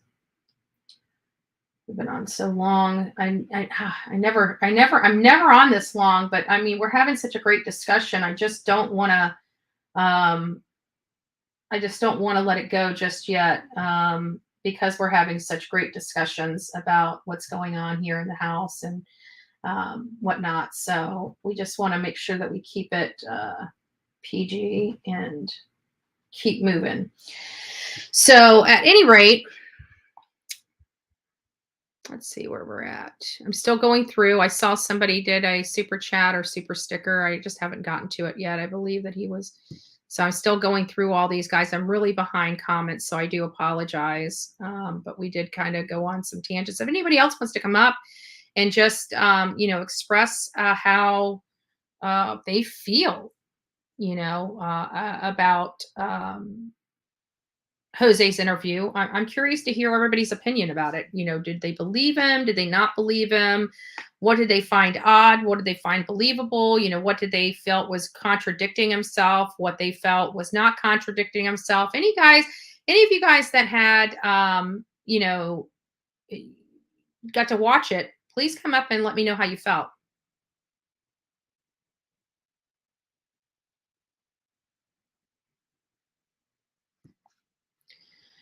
Said he sent Jose some videos of Summer Wells' case, but the grandest name has been in the chat, not panels much, right? Grandest's name has been throughout this, but again, my only contention on him saying, and again, it felt like a contradiction, or in my opinion, a flat out lie, that he has not been watching this case at all. But bringing back the, if you think of somebody that you call one name to change what you usually call them overnight and do it continuously without making mistakes, seems like you talked about that or heard that multiple times prior to that. So like, again, my friend Jonathan, I call Jonathan. I don't call him Johnny. I don't call him John. And to change that vocabulary from Jonathan to John or Johnny would take some time. It wouldn't be something that happened overnight, in my opinion. Maybe Jose's different. It's just me. I can't change my vocabulary like that overnight. So that was my only, issue or question related to that. Was he really truthful about not watching any videos about Summer? And not only that, but if he loves Summer as much as he expresses in these videos, and half pint, and he's describing his conversations with the FBI, why isn't he trying to follow up on whether Summer was found, or whether what happened to her, or something like that throughout this 9 months, and waiting until Justin sends him videos the night before his interview? It just doesn't scream that you were that concerned to me when all this stuff transpired. Or he really was watching all this stuff, and for whatever reason didn't want to say anything, because people would have been asking him, well, why haven't you come out sooner? But we're already asking that question anyways. So, again, I don't know. We don't know what goes on in somebody's brain. We don't know what goes on behind closed doors. He did bring light to it. I did try to explain many months ago the conditions and the environment of these children had to live in. And people either didn't believe me or gave these parents a free pass for letting their children live in these despicable conditions. So it's odd. It's odd. I think it was Jose's own personal life before that house that was causing him challenges. Not saying maybe the events were triggered, to him. And that's very well the case. And I think he even described that some of the actions that went on inside that house did trigger almost like a PTSD type of situation. He waited until he got his first paycheck and he split. He was ready to go, and Grandis took him. So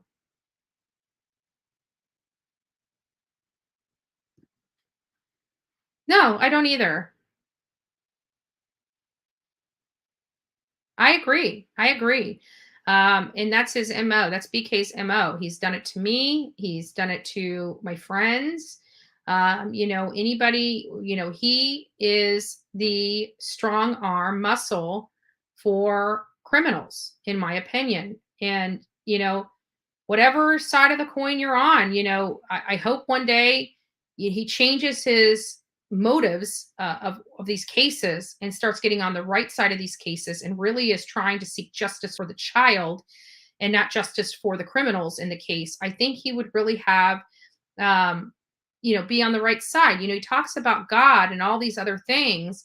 It's like, you know, how many children have to be failed? You say you're in it for the children, but how many children are you failing while you're protecting their criminal parents against the stuff that they're doing to their children?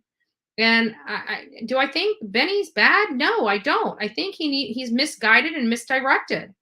And I believe he's doing it intentionally and by design, which I don't understand. Which I don't understand.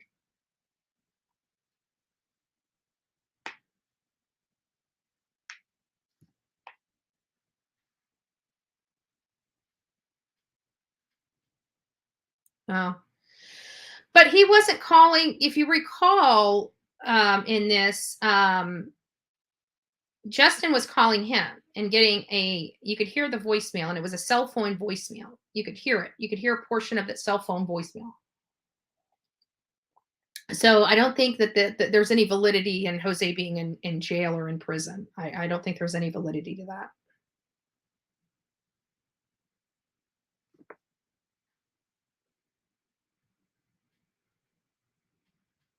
I don't know. I don't know about that.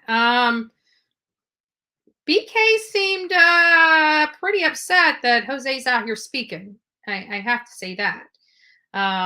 He seemed genuinely ticked off, to say the least. He really did.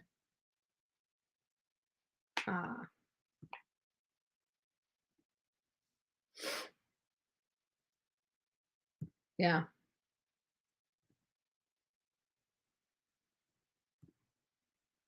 Yeah. It'd be pretty expensive. It'd be pretty expensive. Yeah.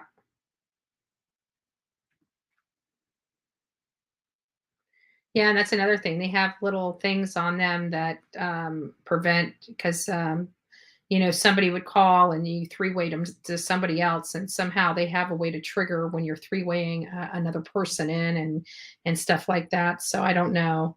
So somebody's saying in Tennessee, Virginia jail prison calls are for 5 minutes. And that's what I said. I knew that there was some kind of time limit on the jailhouse calls. I didn't know what the time limits were, you know, if they were 5, 10, 15 minutes.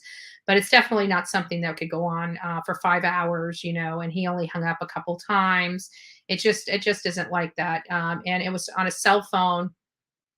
And there was somebody calling in as well that he needed to get to, and told Justin he'd call him back in just a couple of minutes, which he ended up calling him back a little longer than a couple of minutes. However, you know, it made me wonder, did somebody catch him on this thing and say, hey, dude, you need to say it this way, or hey, dude, you need to say it that way? Because, you know, when he called back, it seemed like some of his tune changed just ever so slightly on how he was presenting information and whatnot. Could it have been the FBI calling him and said, hey, dude, like, what the hell are you doing? Who knows? Who knows? Who knows?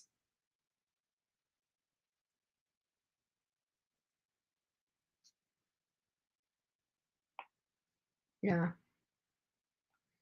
So if anybody want to come up here, otherwise, you know, I was going to go through this video with Justin, Justice for All, but it's going to be tomorrow. Tomorrow, we're going to go through some of this. We're going to break just a little bit, go to Graciela Garcia with Ronnie, and then we'll pick back up on the case with, you know, the interview with Jose. But we are going to go through this call with Jose with a fine tooth comb. We're going to talk about it. We're going to, I'd like to have you guys come up and tell what you're feeling.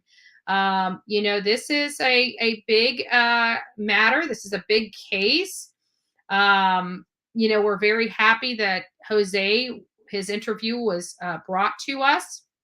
And you know, it just kind of stinks because there are so many additional questions I have. And it's the confirming type of questions, confirming that this is true, because I felt like on the second call, the one from last night, Jose spent more time trying to convince us that what he was saying was true. And that's where I start having some issues. When you start trying to convince your audience that what you're saying is true, I have to understand why you're making so many convincing type of statements. So, Lady May, I don't have a way for anybody to call in at this time. I'm sorry. I'll have to look into that, but have not had an opportunity. Anyone who might have information. Okay, thank you, Anissa. Yes, thank you. And we'll be discussing a little more about Graciela Garcia's case tomorrow with Ronnie. She's been working very hard on it. And, we want to give Ronnie kudos and attention for this case that she has put a lot of blood, sweat, and tears into.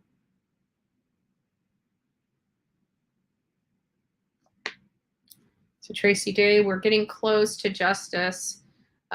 What a long, strange trip it has been. Can't wait till she's found and someone is held accountable. Amen. Amen for that. I appreciate that. Absolutely.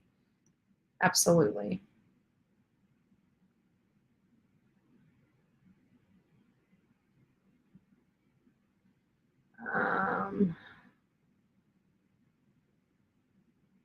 Yeah.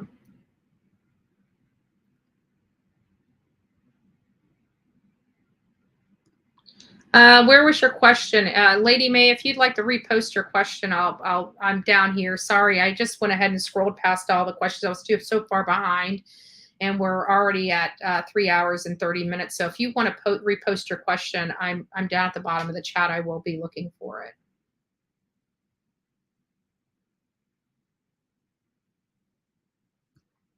Wow.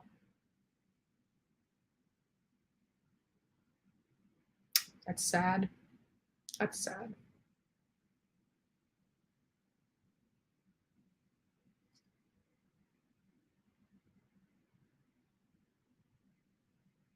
I know, right?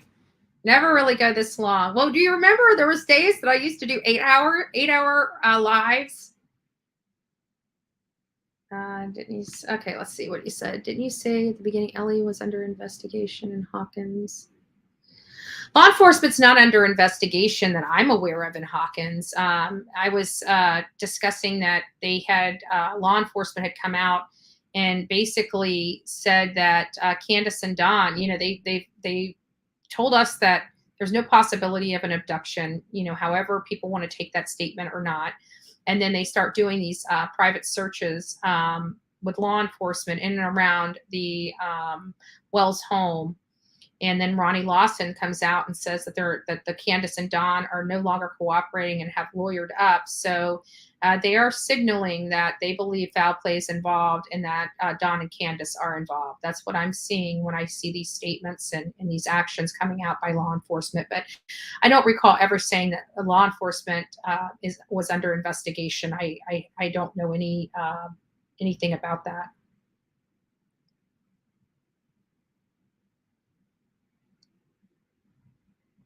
Yeah. Yeah. All right, guys. Well, I'm going to let you say goodbye to all your friends in here. I am going to call it a day. I've got a lot of work and I'm still trying to get my butt in gear to get all these videos. Like I've got so many videos, especially of, Billy Mansfield, Ted Bundy, and others. I really need to get these, edited so we can get them published and you guys can view them. There's a lot of work that went into these. And I just can't seem to muster up the energy to put the videos together. So I'm going to start trying to work on those videos. I just want to tell you guys all, and Pee Wee Gaskins, thank you. Thank you. And I just want to tell you all to have a wonderful, wonderful Wednesday. I hope we got you over the hump. And we're going to be sliding into the weekend. God bless each and every one of you. You guys are beautiful people. Thank you to my mods, my chat, and the people that chose to come up on panel and speak their opinion. I do appreciate everybody. So God bless you all. Talk to you soon.